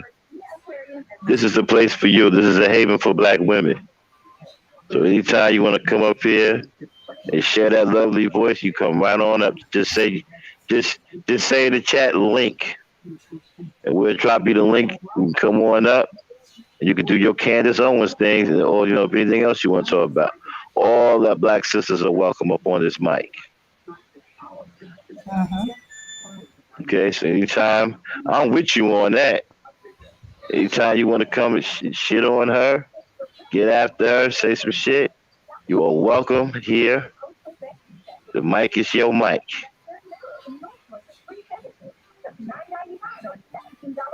I said I think black women need to just roast her ass on, just roast the hell out of her. I mean, just outright shitting on her. Uh-huh. Yeah, I think black women really need to take a really shit on her, and don't let what she say affect, because she only says the shit that she say because black people are bothered by it.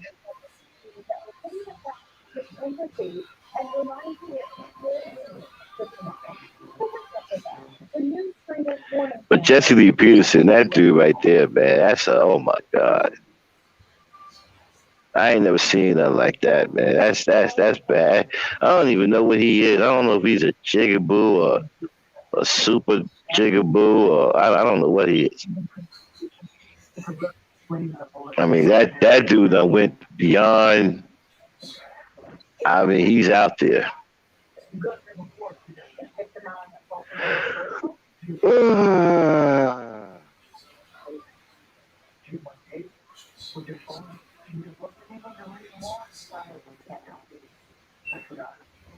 All right, Dave. What's in the chat?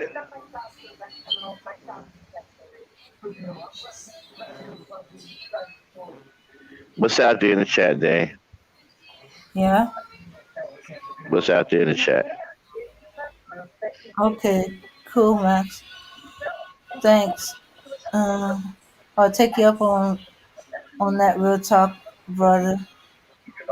Yeah, yeah, no doubt. Anytime you feel like coming up, Nisha, this is your spot. This is for black women. We are pro black women over here. Mhm. We Mhm. we pro black women over here. And so this space was created to protect black women from all of the crazy shit that's on YouTube and social media. Because before we created this space, black women was getting attacked everywhere. It's getting cussed out. Guys will run down on them and start fights with them. And but when we built this space, they can't come in here with that. I won't allow that. So this is truly a safe haven for black women. You can come in here, be yourself, free from attack. Because I protect this house. I ain't gonna let no dude come in here, call you out your name, start a fight with you. Ain't none of it happening in here. And and you can't say the B word in here. You can't call a black woman the B word in here. That'll get you blocked. We don't allow that in here. We don't call our black women B's. Mhm.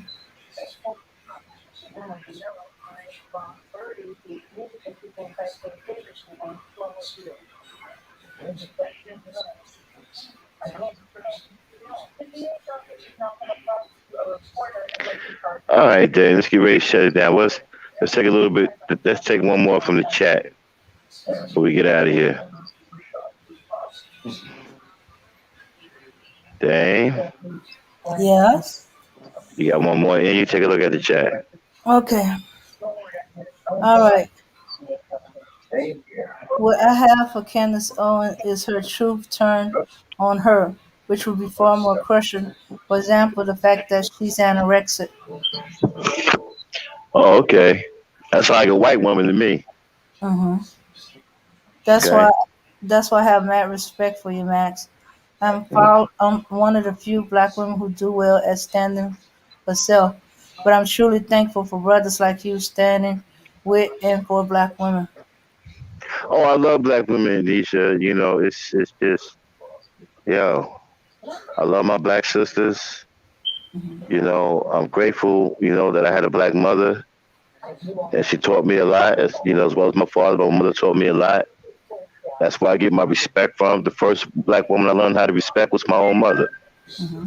So I come from that era where if you didn't say it in front of your mother, you didn't say it to another black woman.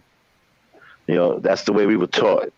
If you couldn't say it around your mother, then don't say it to another black woman. So that's the kind of respect background I come from. And yeah, I definitely love my sisters. And I'm going to keep fighting for them. And I got other brothers, man, that's I'm starting to accumulate. And we all fighting together for our black women, man, because, they out here being murdered and, the kids are being killed and stuff. And ain't nobody talking about it. But, we're going to keep talking about it until somebody start paying attention to it. And so we can do something about it. What else you got there in the chat? Dang. Yes. All right. Okay, cue up the music. Let's get on out of here. My co-host is sleepy, y'all. She's been working hard all day. So on that tip, we're gonna get on out of here and let my co-host get some sleep. She's a hard working woman.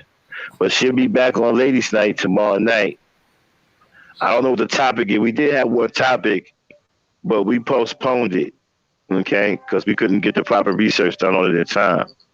So I don't know what we're gonna do on Ladies Night. We might just wing it. I don't know. We might do karaoke again. I don't know what we're gonna do. So it'll be fun though. So we're gonna get on out of here. Dan, you got the music queued up? Dan? Yes, I got the music queued up. I'm just waiting to hit it. All right, y'all. And peace, power, unity, everybody. Thanks for joining us. Hope I gave you something to think about. And let's continue to build, all right? All right, peace, power, unity. We'll see y'all tomorrow night on Ladies Night. This is the Ebony Star Network. Hit it, Dane. Let's get on out of here. Yeah, son. There's mad kids out there getting cream for the 9-5, bro. Yeah, and I've been doing this for a long time. You know, shoot the game going for mine. Alright. And this is the year when mad caps get peeled. So I'ma spark this lie and kick the reel. Bang him out. With all this chaos in the realms of the street, your local street dog got to make ends meet. The average Joe's far too slow for the ghetto pro. You better know, when I hit the streets, I like to glow, I like to glisten. And at the same time, stay low, listen, motherfuck the fame. Why? I'm pursuing the dope. My stilo is symbolic to a kilo. Cash is popping, coke is cooking, beans is copping. Ain't that some shit? A player that's used to living rich is now a sticky kid, caught up in a ditch. In 94, Giuliani kicked down the door. In 95, niggas flipped to stay alive. Peeling caps while I laugh. In the stats, the 4.5. Remy in the glass, spark the boom, then I blast. They wanna confine me, sneak up from behind me. Bust a cap in my back and put me where they can't find me. They hate to see a young player pay. I don't wanna see that, son. They rather see him spray. But I'm like Nitty, a Terminator, squeeze the lead off. Using verbs and nouns like rounds to blow your head off. Hitting up spots, heating up blocks. Investing in stocks like Colombian blow crops. I'm out to get cream and ain't no doubt in my mind. Fuck this broke shit, I'm hit, I get down for mine. I get down for mine, get down for this. Get your hands in the air. I get down for mine, get down for hands on the regular. Shit, no fair. I get down for mine, get down for this.